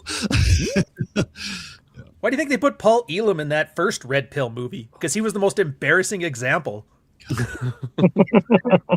Elam's trying to come back too. I heard that. I heard about that. Elam is now doing live streams, and is he here? Mountain Man Tops. He got Paul Elam to dismantle the chat because he was asking too many questions. Nice. There he is. There it is. Yeah, just ask Paul Elam. Hey, out of all the people you've worked with over 30 years, can you find one to speak well for you? And then just wait for his answer. Right. That's all you got to know. All you got to do is just say, Paul. So you're the de facto leader of the HMRAs, the men's human rights, right? Remember they had to change that. So wow, it's not men's rights activism; it's men's human rights activism because we have too many women involved in our movement. Whose name is more associated with the MRAs? Yours, or Christina Hoff Summers, or Cassie J, or what's her face? Strawn. Darren Strawn, or Bettina Arndt, or Janice Fiamengo. Those guys, those women are more memorable as MRAs than you or Dean Esme are. Well, that's why MGTOW's a thing. People forget that MGTOW was originally MRAs that were tired of women running things. Yeah. So they were just MRAs by themselves. Yeah. People don't remember that the MGTOW movement was an offshoot of the MRAs. Yeah, they were just tired of having women as the cheerleaders. That was it. People don't remember also like what we call incels right now. That they were the offshoot of the Forever Alones. A True Force Loneliness, I should say. The TFLs, right? True Force Loneliness guys. Back in the 4chan days. Twitter is basically 4chan now. I just want to throw that out there. It's like, did you see somebody tried to sue 4chan? Somebody tried to sue 4chan. I'm like, how are they going to do that? Like you can't. I will admit too, it's one of the few masculine. I guess autistic, but I mean it's masculine. Of course it is. Like social media sites. Every other one is very feminine centric. Yeah. And the only way they got there is by like making no rules and anonymity. So we're like the meme. There's no women on the internet. That's the only reason 4chan's managed to be masculine. Like it's internet masculine. So getting back to the Angie thing, I don't think Angie's intent was to humiliate Myron. I think it was to cover her own ass after the Netflix thing. But the thing is everybody wants to use what she's saying to humiliate him. I don't think her intent is actually to humiliate Myron whatsoever. No, it wasn't the factor. It was her. She's all about her. Yeah, they parted on amicable terms. They were, I know the backstory and all this shit. So it's like I've met Angie several times, right? But the fact is she's just basically trying to cover her ass. She just doesn't want to look bad. Like, I was like a slave of Myron Gaines. Same thing with Icy, man. Because when Thoreau went back to talk to Icy in the back room of the studio there, and Myron said, hey, don't talk to this guy. Like they thought that was Myron, like being really heavy handed and everything. Myron's done the same thing with Icy with me when Icy and Big Mo came out to Vegas and we had them on the show. We had them on Access Vegas. Like they didn't want them to reveal too much personal information, which we weren't going to do anyways, but they wanted to make sure that was the case. I'm like, okay, he's just protecting his business. He's just protecting the image of the brand, right? I get that, but the way they portrayed that is that he was in some way like this domineering, ruling with an iron fist kind of shit. I'm the only one who saw that, and well, probably not. Yes. You guys twitched on, but I mean, I saw that, and I'm like, Louis is making himself look really bad with this. Where it's like he's sitting there waiting to be on the panel, and behind Myron's back, he goes backstage to talk to this girl. Where I'm like, wait, who are you trying to make look bad here? You know, it's like, well, bad to who? That's the thing. You watch the chicks that watch this Netflix special; they love that little backroom conniving thing. So he looks like a hero. It's no different than an Andrew Wilson debate. The people that like this shit will love Louis. No matter people what. that don't like this shit No will matter love what. Myron. Yes. And they all got their red meat, and that's why everybody's hate watching this, which just encourages another fucking red pill movie 10 years from now. It is a free content bonanza. But so I don't know if you guys saw my show last week, but I had Logan Duong on. He's another guy. He's a dude who does similar stuff that Mike does here, right? But he does in San Diego. And they flew out. Louis Theroux flew out his team out there to go and do an interview with him, and never used it in the documentary because they didn't get what they wanted out of it. But part of what happened was because they weren't getting what they wanted out of it. There was some rumor, something was going on where like they were at like some hotel, or they were doing like some kind of, I don't know, maybe it was I think it was a mastermind thing that Logan was doing, and they caught wind that there was girls in Logan's hotel villa or wherever the hell he was, right?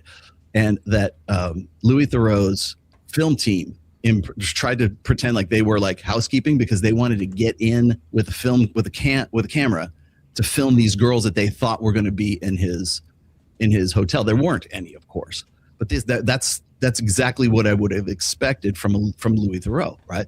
He goes back behind Myron's back to go talk to Icy in the back there, right? Same thing with Logan. This is just their MO. Like if they can put a camera through a window and see you screwing the housekeeping, that's what they'll do, right? Mm-hmm. That's how he built a brand, essentially. Mm-hmm. What do you think is going to happen though in the Larry Wheels situation? I don't know if that's toned down, but that doesn't look good either. My humble opinion. What's that one guy? Jackson something or other. I forget his name. But it's not uncommon, right? It's not uncommon for like that for the chick to sort of become part of the brand. And I think that's what happened with Larry Wheels. It's happened with is it Dixon? I can't remember the guy's names, but happened to this other dude, and same thing happened to Destiny technically with Melina. You know, once you bring like Ryan and I will know the Ethel K days. that should teach you right there. Never bring your woman in on your brand, right? Ethel K's brand imploded because he brought his wife into the mix, and that was the beginning of the end for him. I would challenge, Derek Jackson. Thank you for that. I forgot who Derek Jackson and his whole situation because he was this very blue pill alpha guy. And it turns out he's like, cheating. He's got side bitches, right? He's very holier than thou, and he's got side pieces, right? I would challenge anybody to try to find my wife on Facebook or Twitter or Instagram or any social media whatsoever. Please go ahead, do your best. She's not on any of those things. She has no desire to be on any of those things. So we keep that shit separate, right? Funnily enough, my TradCon friend, his wife, nothing. She just doesn't want to be on it. She has no desire to be on it. She doesn't even look at another dude. I mean, when you're there and you come over, she's she's friendly and all that. But outside or on her phone or whatever, nope. She looks up recipes on the internet. Well, Ryan has met my wife, Sterling Cooper, Justin Waller. She's way too bubbly to be with you, by the way, you dour fuck. No. It's happy and smiling, and then next to you, like, what the fuck? Listening death metal. Exactly. It's like, that guy, what's that meme of the girl who's like this, like, looks like a cheerleader. She's sitting on a park bench. You see with the guy who's like, got the, the full black metal, like he plays in Behemoth. Yeah, that's the one. That's pretty much how it worked when worlds collide. But so occasionally I'll post the occasional picture of myself and my wife. If I think it's good, I'll put it on Instagram. I rarely put one on Twitter because I like Twitter and Instagram are like never the twain shall meet because they are different audiences. But I'll throw it out there whenever somebody wants to pop off about, like, it's Matt Walsh or it's Michael Knowles or somebody else. I don't see these Red Pill Manosphere Alpha Male Bro podcast guys in a healthy relationship, and they don't know what it's like to have a real relationship and love. And I just keyword they don't see. You don't see it. Yes, you don't see it. I'm like John Travolta in Pulp Fiction. I'm like, dude, like, please have me on your show. I'll explain to you why you're full of shit. Yeah, it'll never happen, and they know it. I told Mike this. I said, I know, because Mike always wants to get on with, like, we were seriously going to get on with Tom Bilyeu, and I didn't know, like, we had a date with Tom Bilyeu, and they canceled our date, and then it turns out that we got canceled because his wife does not like me or does not like what Mike has to say, which is fascinating, because they were happy to have Orion Taraban on there, or she actually was part of that. Here's another thing. So the reason I'm bringing this up is because Tom Bilyeu's wife is now, like, dick riding Tom Bilyeu into her own, like, sort of influencer podcaster brand. Like, remember what Myron has said before. It's like, don't date chicks who are influencers, or don't have form relationships with them anyways, right? And this is why. Same thing happened with Dr. Phil. Robin McGrath, his wife is basically that show now. I didn't realize that until it was on the show. I had no idea how influential she was on that show. Mm-hmm. And she's really the power behind the throne. And the same thing with Robert Kiyosaki and Kim Kiyosaki. Kim Kiyosaki runs Rich Dad, not him.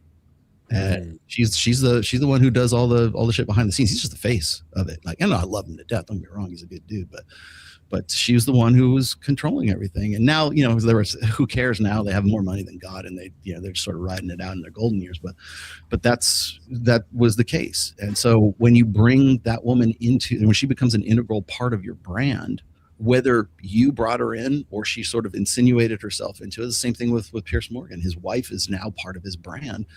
Yep. Because she's an influencer, because she's on Instagram. She's talking about how she wants to fuck black dudes by the pool or some shit like that, right? And she's probably just being edgy too, let's face it. And it is brilliant of HS to go, like, you know what, until you apologize to me, I'm gonna fly your bitch out here, and I'm gonna, like, put her in my hair. I'm gonna put her on my pool, take pictures. Like, even if he doesn't bang her, if he puts her, like, on the diving board of his pool somewhere. The assumption alone is enough. The assumption alone is enough. People will go with it. Remember how they always said that her hamster is your greatest tool? Mm-hmm. Same works with audiences. Oh, yeah. Just let them think you did, and they'll run with it. Well, how many shitty movies have, like, the fans made up some headcanon to explain it all?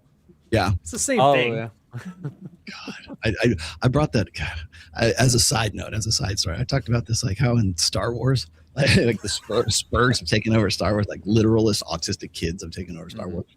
Because if there's one small, like, for like less than 30 seconds, a flash of some critter in the cantina bar, right? Or there's some guy it was like, if there's some guy who's driving a land speeder and he was the chauffeur for the Mandalorian, that guy who's driving this land speeder, he has this huge backstory of, like, he got to that point, right? It's any little thing that they can, like, explain to you in some sort of fan fiction, it will be explained for you. Like Han Solo, and it's free marketing, so, like, good for them. Boba Fett. Boba Fett didn't need that show. What a horrible 12 parsecs. Do you know how many people are out there explaining that, doing the Kessel Run in 12 parsecs? Yeah. They made it a whole scientific theory around that. It's like, what the fuck are we doing here? I know. Perhaps a boomer in the 70s just thought a science word sounded cool and used it. No. At least Tolkien had the decency to actually write it all down and make it canon. He say whatever you want. He was a world builder. That's why. Yeah. It was already set, right? And they still fucked it up with Rings of Power. Oh yeah. Oh, was that all the elves are black and gay now, or what? Yes. All the Hobbit. Yeah. So disappointed in that. I know. It deserves you right for watching something you liked nowadays. You know not to do that. Don't kill that. The guys in Masculine Geek are going to kill me for saying this. It's not that bad. Yes, it is.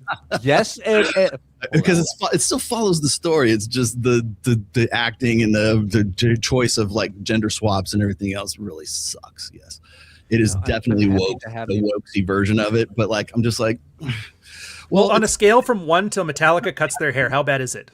Yeah. It's still Metallica, right? Yeah. They're still edgy. Yeah. I mean, I'm happy to have you back, Rollo, but don't push it. The thing is, like, so people always tell me, like I remember when the movie Prey came out, the Predator movie. It was on Hulu, and people go, "Oh man, it's just like whoa," or just like it's just like Brave, or it's just like Moana or something like that, but it's got a predator in it. I'm like, are you sure? I checked it out, and I loved the movie. I thought it was fantastic. I thought it was pretty good plot wise. I mean, was there an element of girl power? Yeah, there was a little bit, but it was actually a pretty good story, right? And then most recently, people were talking about like Predator Badlands, and they're saying, "Oh, it's got a black predator in it," and I'm like, I thought all predators were black. Is it really that bad? And I'm like, I thought, so I watched it and I go, it's actually a pretty good standalone movie. I actually enjoyed it. It was like, there's a beginning, there's a climax, and there's an end. Like, who's doing that these days? It's all Netflix churn marketing series now. It's not like movies. It's a standalone movie. It's actually pretty good. And it pays homage to the previous movies as well. So it's not that bad. It's not really that bad. It's not but the thing is it's not as good as the other stuff. It's not as good as the original. Well, and like audience trust is in the shitter. Nobody's going to give it a good faith anything. Yeah, which that's on them. They did that to themselves. I am so cautiously optimistic about Henry Cavill doing the 40K movie. Right. I'm just like, God, please don't suck. Are those rumors true, you think, where they said like he's got like the codex with him and everything that does not align with the codex, he fires them? I think they're smart enough to know that he better have like this whole like, I'm fighting the woke. He's literally Jordan Peterson for Warhammer. I'm fighting the woke feminists. Thank you. God, hell. I hope it's true, but it could be a rug pull. I'm cynical. Yeah, but here's the problem is like, even if he is as accurate and as on point as he possibly can be, and I will know because I've been a part of that whole franchise since 1989. Thank you very much. I will know. And the people who are like diehards, who are like black shirts like me, we will know. Okay. But like black shirts. Wow. That's what they call us. But when you go to, I don't know why I got this way, but if you go to a Warhammer tournament, like if you go to a game tournament like the LVO, or you go to like Adepticon or something like that, you know who the 40K players are because they always wear the shirts like this. I'm black, but they always have. I don't know what it is. Our guys were just who played the game wear black shirts when they're when they're playing tournaments and stuff like that. So they started calling us black shirts. And it's usually an older guy who knows his shit and like treats. Well, and can afford an army. Science. Wears a beanie, I don't know about that. Maybe a hat sometimes. But but so those guys are going to know, and I don't think they're going to be disappointed. I think it's going to be the literalist kind of Spurs, or people who are they're going to be looking for the wokesy shit, right? The very fact that they wanted to have female space marines, like God, that's like the last hill to die on for 40K guys. Like, they made a female Adeptus Custodes and tried to turn, they're basically retconning their own shit. And I'm like, you didn't need to do that. Games Workshop doesn't need to do that. It's still a badass franchise no matter what they do.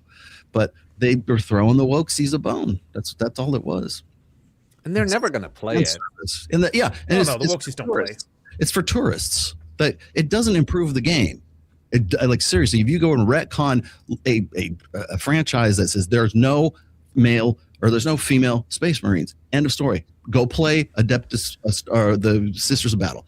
Go play Eldar. Go play Slanesh. I don't play any. That's the thing. Why didn't they start going with the Dark Elves for this? If they wanted to do dystopian woke shit, Warhammer's the one place that it would fit. Oh yeah, you know what I mean? There are female Space Marines. You're just not playing the right faction. You play Emperor's Children. There you go. Go play Slanesh. There you go. Those are females, right? That you want to be degenerate fucks. There you go. Perfect. It's already wait till to the franchise, to the background. Just wait till the self-awareness on all this.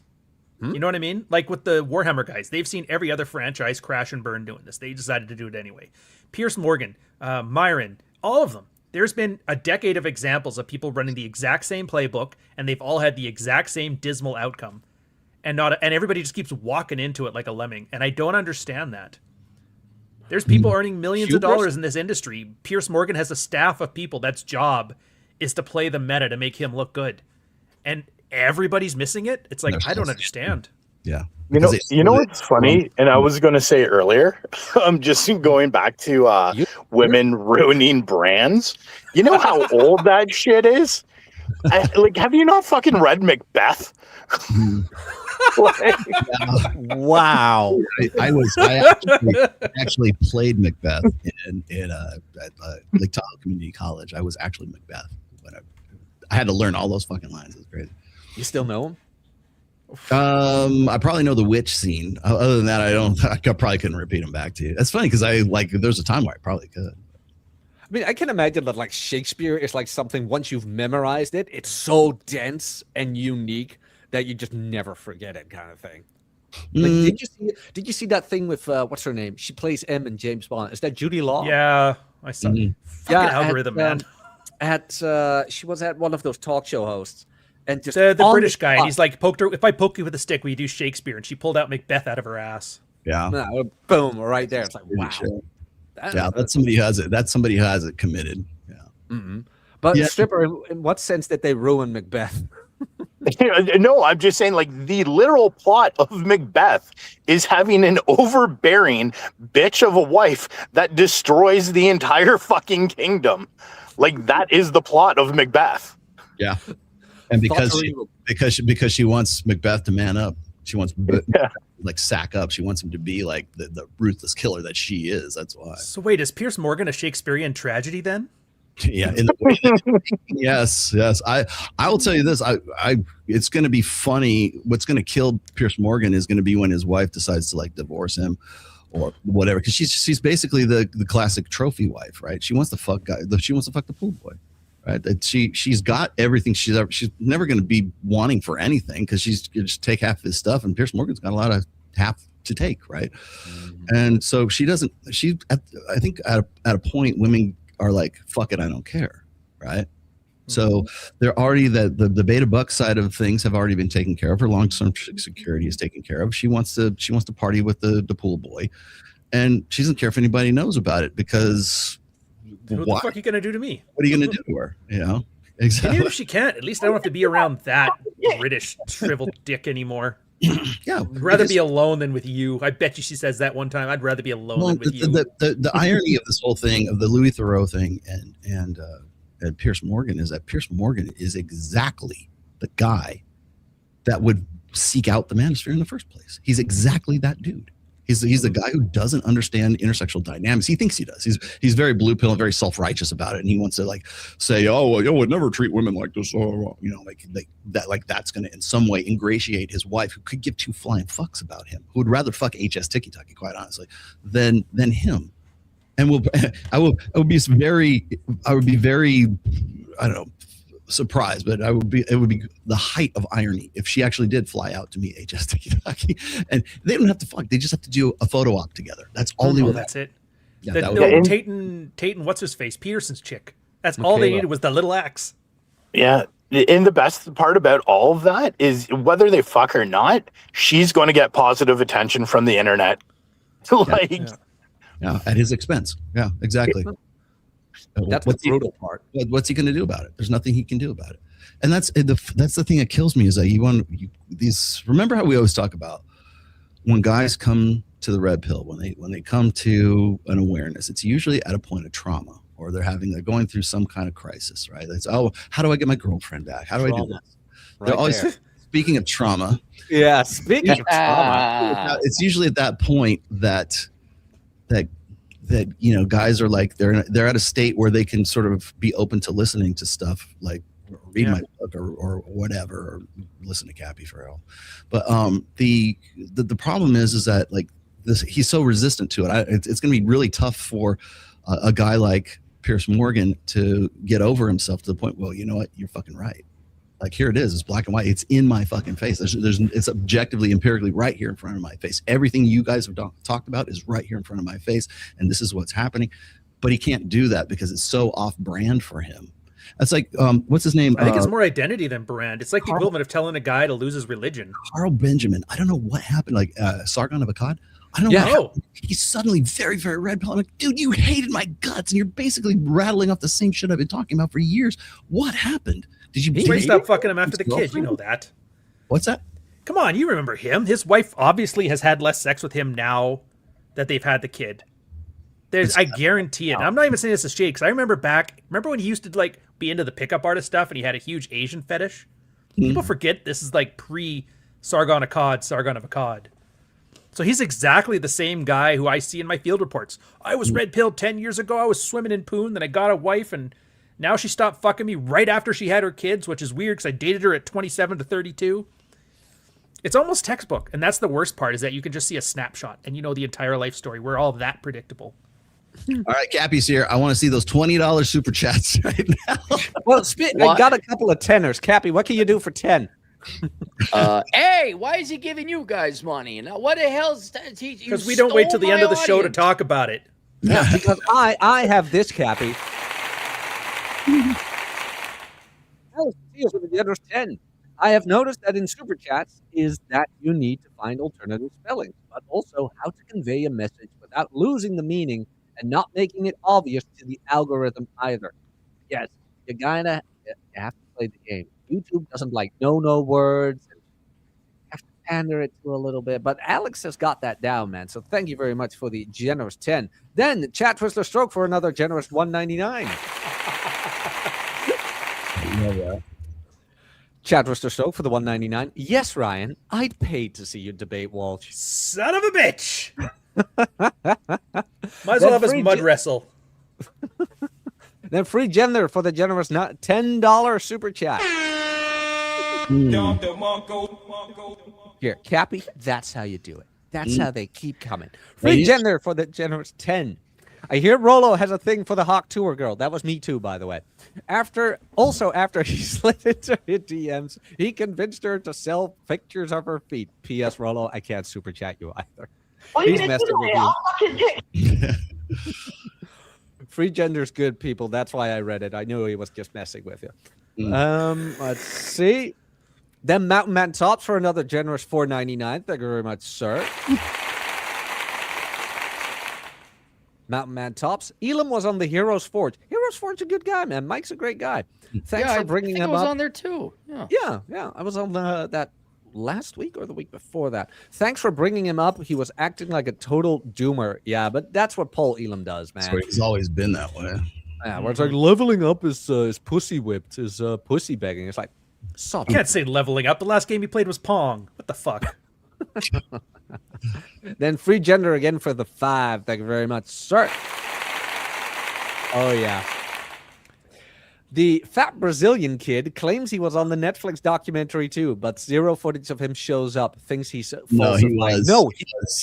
He was actually How could they not use that? He's such a sack of shit. In the introduction, like when they're coming into the documentary, they flash his face on for like the briefest of moments, and that's it. So technically, he's not incorrect. His face was actually on the.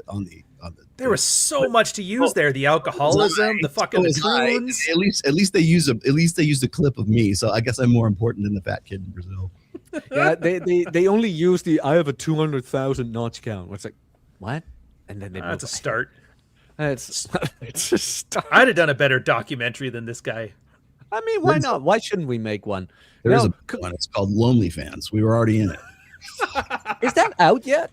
Yes, it's out. Yeah, exactly. Is that out yet? Yeah, you'll never know because it's independently distributed. They were going to try to get it distributed through Netflix. They passed on it, but they took Louis Theroux's bullshit. I did see the trailer. It did look cool. Yeah, it's lonelyfansdocumentary.com. Let me look it up here. There you go.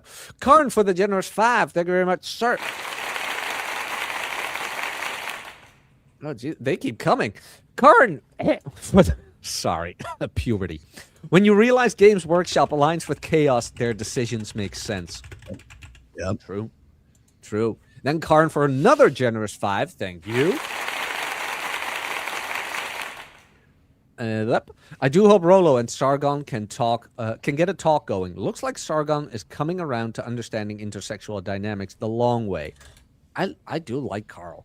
I like do too. I actually do. And the other thing is great is that he also plays 40K and he also paints miniatures just like me. He's a dork just like me. I think brand-wise, I think he's trying to be BBC 2.0, so I don't think it'll happen, but I'd root for it. It'd be awesome. I would love to do it. Get you on Lotus Eaters. Put on your nicest suit. Absolutely. Yeah, you want me to wear a tie? I'll wear a tie for that, sure. Even own a tie anymore? Of course I do. Oh. I wear them. Do funerals now? I wear them to every Babes in Toyland I go to. You're still wearing the suit you took to your daughter's wedding. You're like, yeah. I do have my zoot suit, but I wouldn't wear that one. Oh God. You're only going to see me from the neck up anyway, so. What is the story behind the suit anyway? Which suit? The one suit? The zoot suit. The one you spell with Z.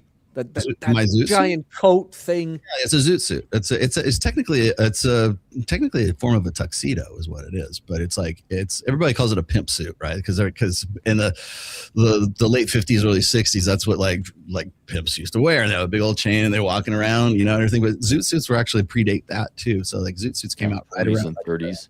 Yeah, the 30s, 20s and 30s. Yeah. If you want, Jack, look up Cab Calloway. You'll see him. He performed it. It used to be they used to be like way more respectable back in the day, and I just like the look of them. That's why I just decided I was going to buy a zoot suit at one point, and then I did.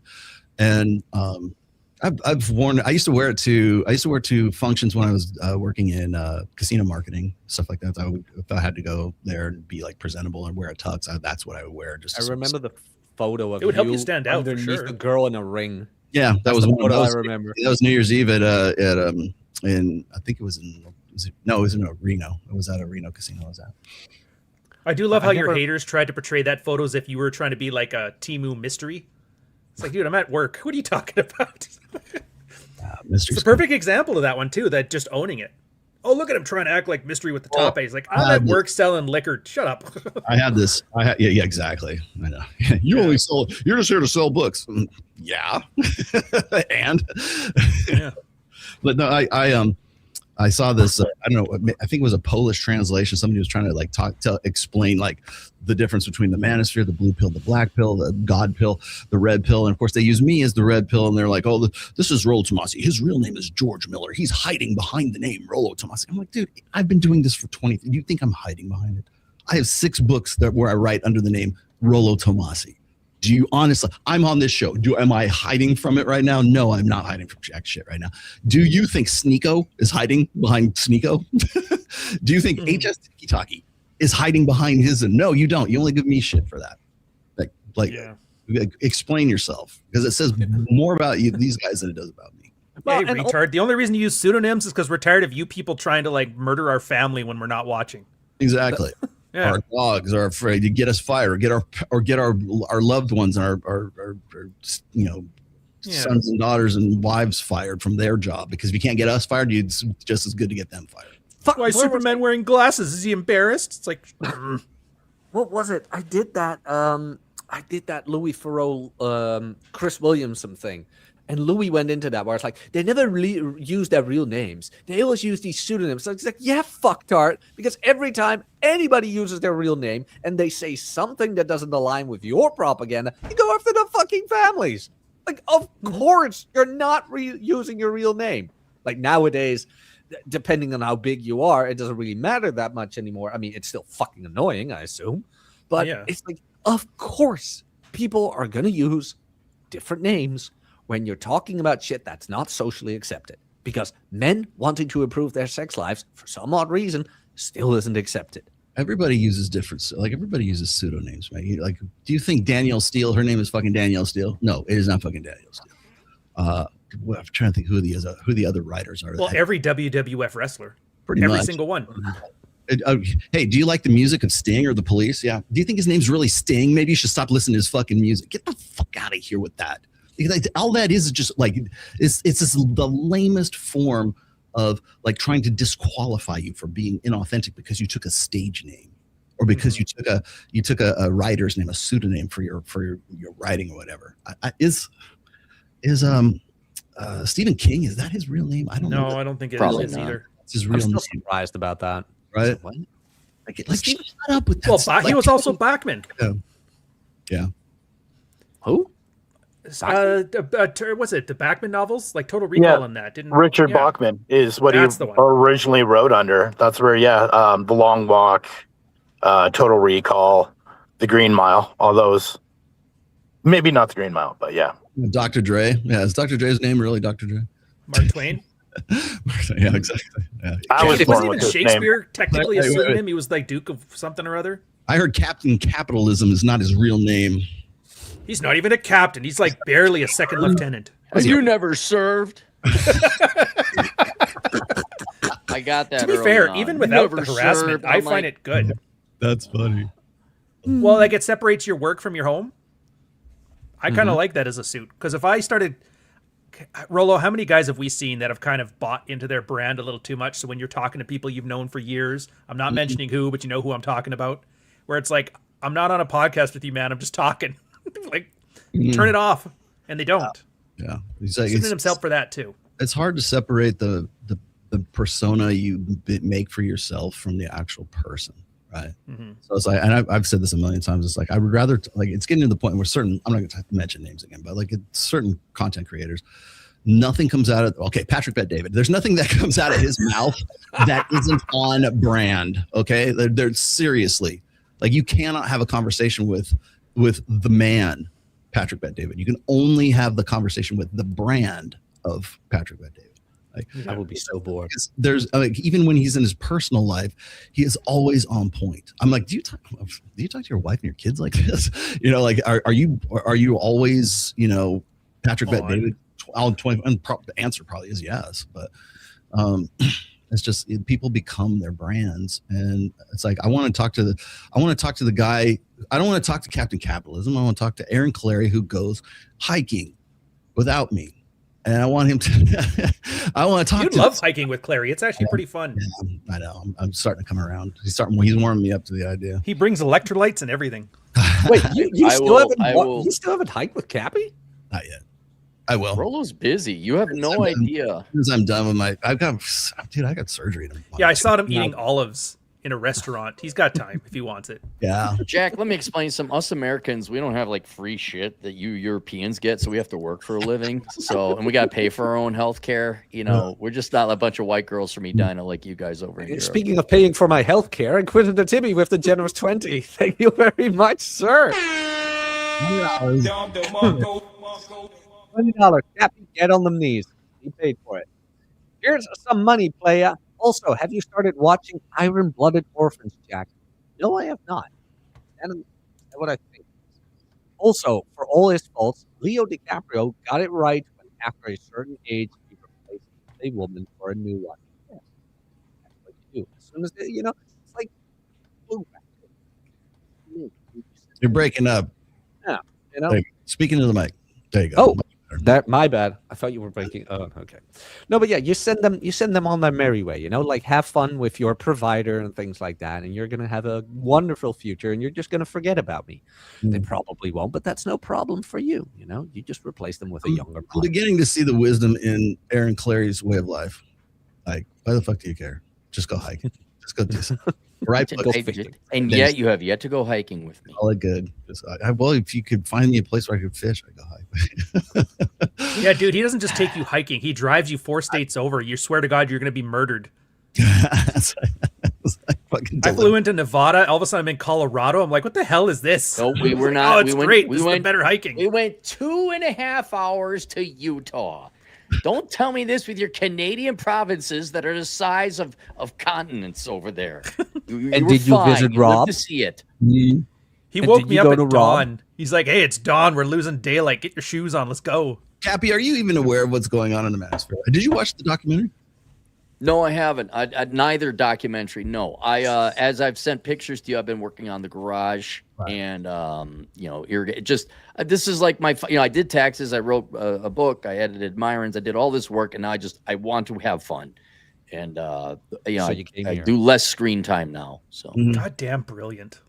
And all he does is, well, I mean, you've been on some. I've seen you on, like, you were on Monica's show recently, and then because I wrote the new essays. So I do a little bit of marketing, but it's nowhere near as much as I would say 2 years ago. But I really do want to phase into like a semi-retirement before I die. I'd rather do more hiking than should I major in left-handed ball studies or right-handed ball studies. So I not that I don't like it, but I want to hike more.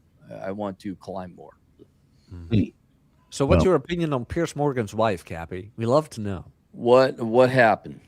She's embarrassing. He got Jack Murphy'd. Show him the video. Show him the video. I'll get the video, Cappy. I'll get the video. Let me go to. He basically got Jack Murphy'd, though. We have to catch. We have to catch the old man up to what the kids are doing these days. Exactly. Where is it though? Let me. What happened? Did she divorce him, or what do you mean, Jack? No, close to though. She pegged him.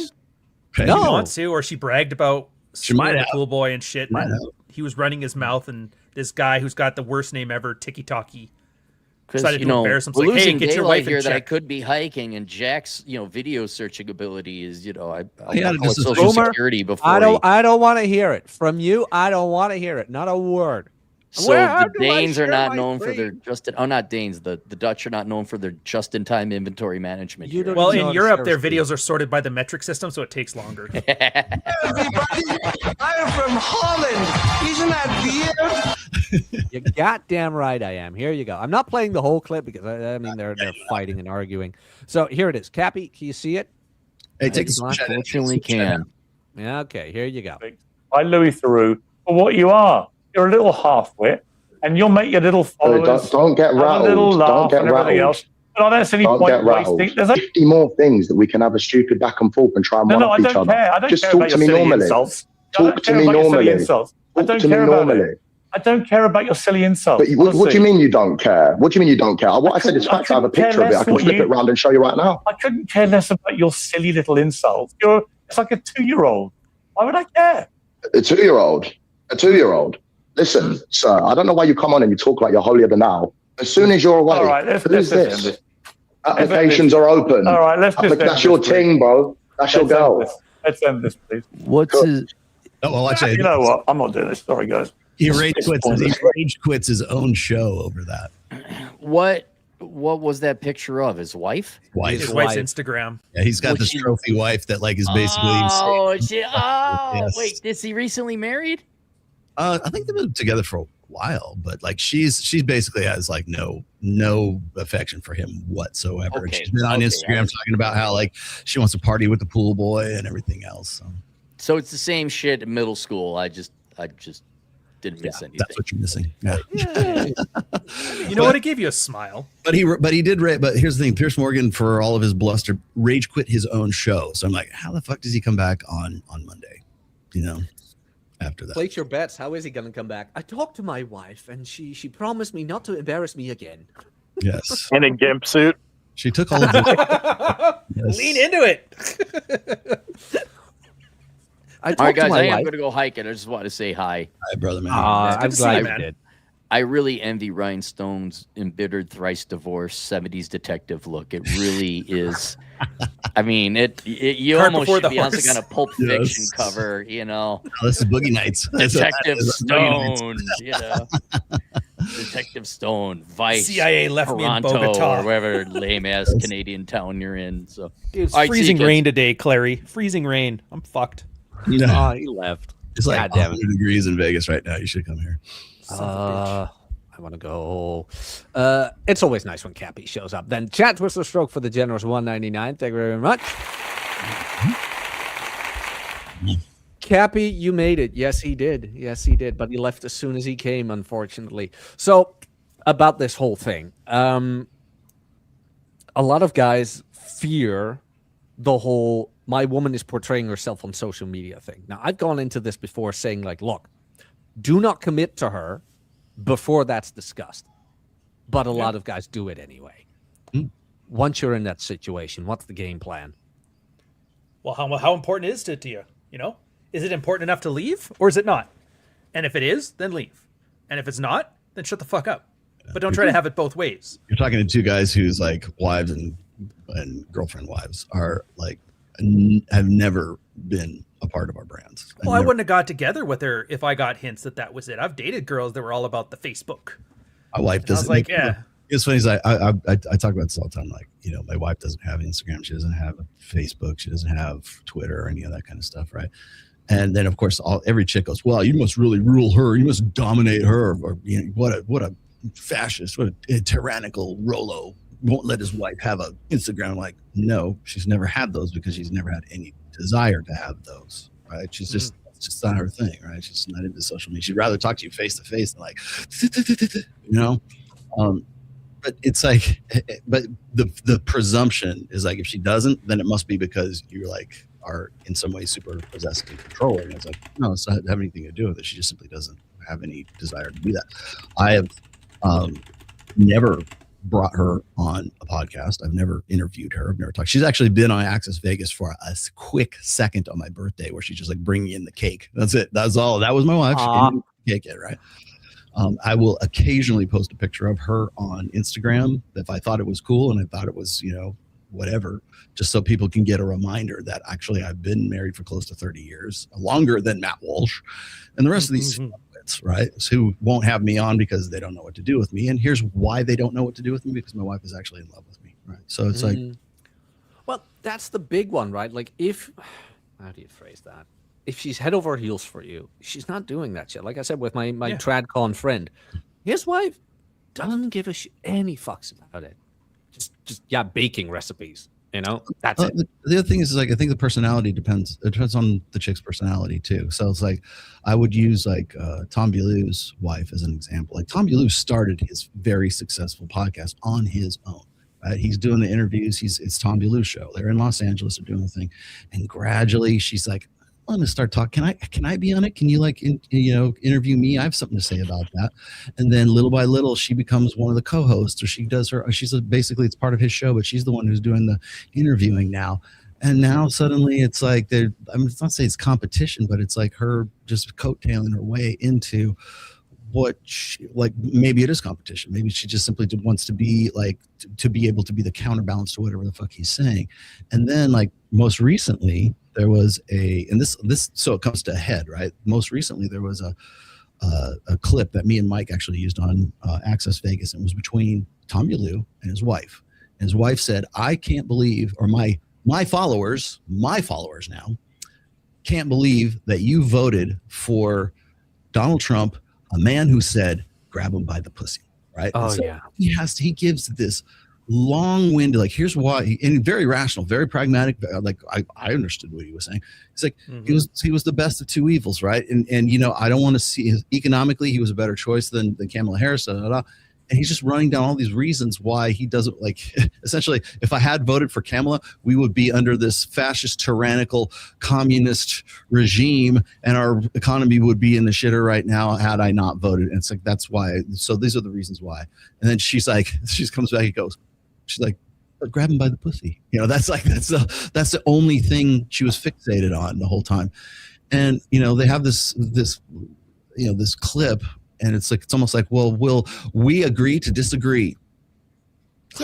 After the show, once the cameras are off, we're gonna have to talk about this, And I'll grab you by the pussy, woman. Stop embarrassing me on TV. So now, and I told Mike this, but like we would never have this conversation on camera. But I'm like, that's a turning point right there. That's where she becomes Kim Kiyosaki, right? That's where she says, okay, fuck it. I don't need this motherfucker anymore. I'm going to go do my own show. And she probably could successfully go and do her own show. And you know who else could? Akash Singh's wife could do so as well. As soon as she drops off. You know who else could? Angie. Peterson's daughter. Angie could do that. Yeah. Kim Peterson's daughter has already done that. They coattail their way in on the popularity of their father or their husband or whoever. And then now they have their own podcast and they feel and they're done. Like they don't need you anymore. You're done. I would definitely see a divorce in the future for Tom Bilyeu. Definitely. But it also comes back to mental point of origin, right? And best self-interest, where it's like, look, honey, I love you and all that, but this is my thing. This is my thing. Keep in mind too, to do with it. This is like the pseudo anonymous, like the pen name thing. It's a pen name. It's a pen name. It's a pen name. This is a job. It's not our life. But for a lot of people, if you have no talent and nothing to talk about, your life becomes the brand. Yeah, especially if you're bored. Which kind of encourages them. Well, why wouldn't I bring my wife on here? If I'm talking about how great I am, let's bring in this person that's also great for me. And in that way, they set themselves up for failure to a way that Rollo could be like, no, I'm not Rollo at the gym. I'm not Rollo during my birthday. I'm with you. Right. I'm not Thanksgiving with my family. I'm not Rollo. Yeah. You talk Red Pill family at Thanksgiving? No. Yeah. I think a part of that too, and that's part of, like you said, mental point of origin for sure. It's just a job. But for Piers Morgan, it's not a job. He's the brand. Stalwart British man who's finger wagging at the kids, and that's how he ended up with a wife that wants to fuck the pool boy. Yeah, and that's that you do. Why would what the topic? Yeah, that's why Tate hid his kids until he needed it when they were charging him with trafficking. Yeah, I wouldn't traffic women. I love women. I have a daughter right here. Well, I mean, so when we talk about like respect, right? You know, say why women humiliate men that they don't respect. You got to remember that there's respect is a gendered concept, right? So like women, for respect for women is like, I'm sure you heard this a million times. You don't respect women. That's because that's a female version of respect, right? It's like everybody's cheap. It's communist, right? It's a redistribution of wealth. It's redistribution of respect. And you get some respect and you get some respect and you get some respect. And that's the way females expect to be respected themselves. Just because you have a cooter, you're respectable, right? Men have to earn respect. They have to do things that make them respectable. It is not men don't operate in don't operate in dominance hierarchies. They operate in respect hierarchies. Like performance hierarchies, maybe that's a better way to put it. What do you do that makes you respectable? Well, I'm the admiral of the Navy. Okay, well, you've obviously earned your way up the ranks there, so you're respectable. I have 6 books to my name. Ryan's got his books. Everybody's like, okay, well, if you're an author, that makes you, my book anyways, that makes you pretty respectable, right? There's things that we do that make ourselves respectable, but for men, it's always performance, and that's why women will always harp on that. So once that woman gets into the same line of work that you are, or she creates her own persona and she creates her own podcast, irrespective of whether or not like she coattailed you or not, now she doesn't respect you because why would she? She's doing the same fucking thing that you are. You're this way. Now you're here, right? Like she was down here and you're up here, and now because your performance is here, she starts performing and her podcast comes up, and now you're here. And why would she respect you? She's going to respect the guy who's above you now. That's how. So of course they're going to humiliate that person because they built their brand or their influencer brand on a different message. Probably, like grab them by the pussy. That's the catalyst right there. That's the separation between Tom Bialew's wife and Tom Bialylew. And I've seen this happen like with Robert Kiyosaki. I've seen this happen with I don't know. I can't say really Patrick. Patrick Bet-David is wise. He does not bring his wife into the fold. He's never done an interview with her. She probably has no desire to. But I will tell you this: if she went on there and she disagreed with him, like I remember when, and everybody keeps talking about this all the fucking time. I remember when I was on whatever podcast with Mike and Justin and Mike's girlfriend Kylie at that time, right? And she disrespected him for half a second. I didn't even realize it was going on because I was talking to Farah at that time, right? And I looked at the replay and I'm like, what the fuck just happened? And so, but that's the thing is that's what everybody remembers. Hey, aren't you the guy who had that girl that like disrespected you on that podcast that one time 5 years ago? They will always remember that as that moment of something that they can keep coming back to. For me, it's going to be aren't you the guy, the vasectomy guy? Right? Or Andrew Wilson. Aren't you the guy who couldn't open the pickle jar? No, it's the olive jar. That's his vasectomy. I told him that too. He laughed his ass off. I said, that's your vasectomy tweet right there. Because there'll always be that one thing. But like, if that's like for Piers Morgan, it's going to be that. That's his thing. He will never live that down. That's why I say, how does he come back from this? People will always have that as his Achilles heel. Like they can always have that loaded up on their phone and go, gotcha. But also it'll be one cuck article, man. It's all a cuck article. Yeah, as long as they're like, do you not think that we talk? Do you not think there's this global network of spurgs that would just want to plot your downfall? Of course they are. But I mean, also people tend to forget, right? Remember the OJ story you told, where OJ is partying it up in Vegas with women who all look like his dead ex-wife? And people do not care. Yeah, that's the Mike Sartain people do not care thing. Like, was it Trump? Trump is still the president, even though he, was banging a porn star while his wife was pregnant. People don't care. He grabbed him by the pussy. People don't care. They tried to indict him criminally. 3-4 times? People don't care. People don't care about OJ Simpson. They'll still party with Mijing. He's dead now, but like before they used to.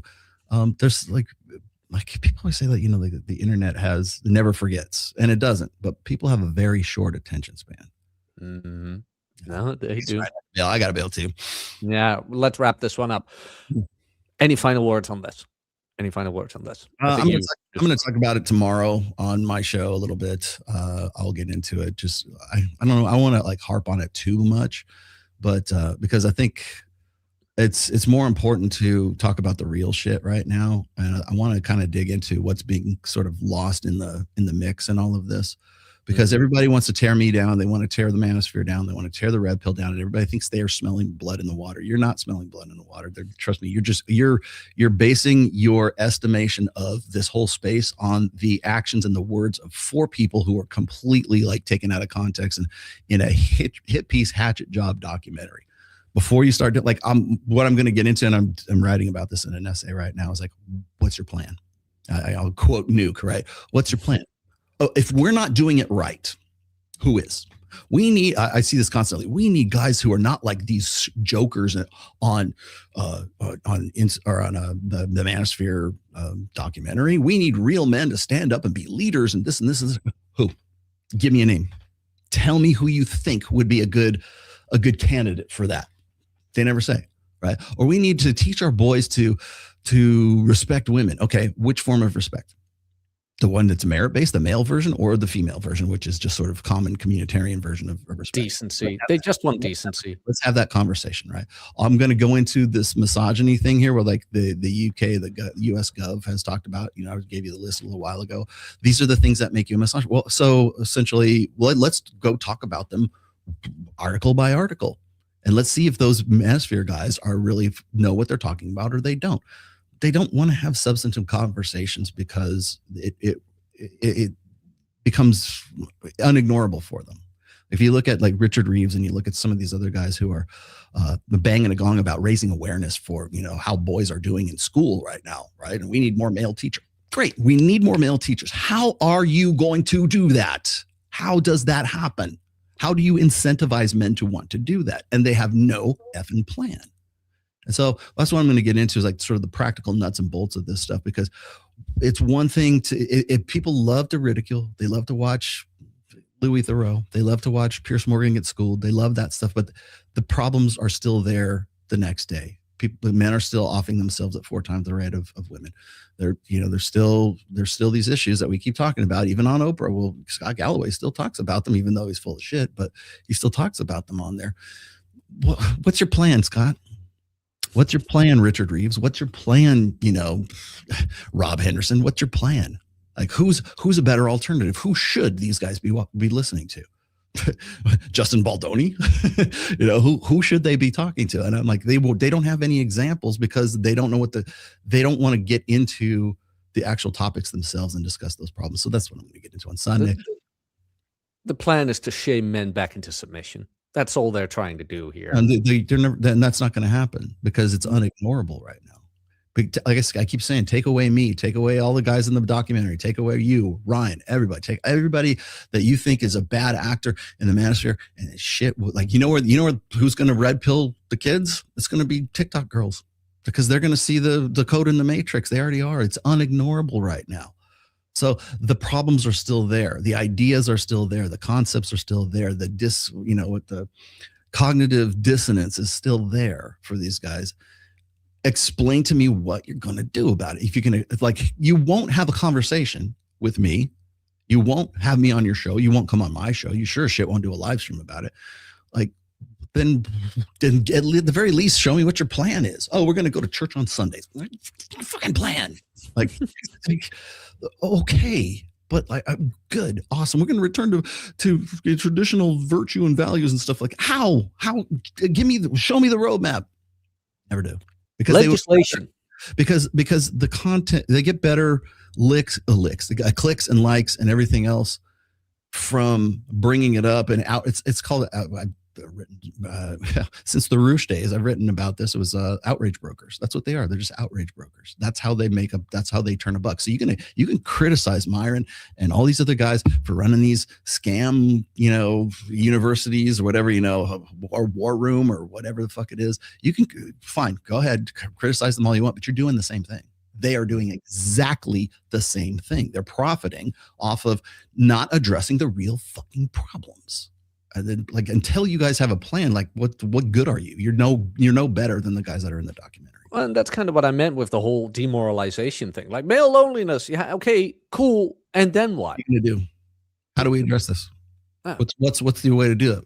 Oh, we need them to communicate and go to therapy. Well, they've been doing that, and that's that. Here we are. What else? What else you got? Nothing. They have nothing. Oh, vote Democrat. They don't want to solve the problem. They don't want to address the issue. They don't want. Die quickly. That's their. That's the solution. You know? Well, because the problem is making them money, kind of thing as well. Like, we're pandering to men and we're going to help men, and join us. Just join us and we'll help you. Not those evil manosphere guys. Now, not saying it doesn't happen in the sphere, because it does, but they're doing the same shtick.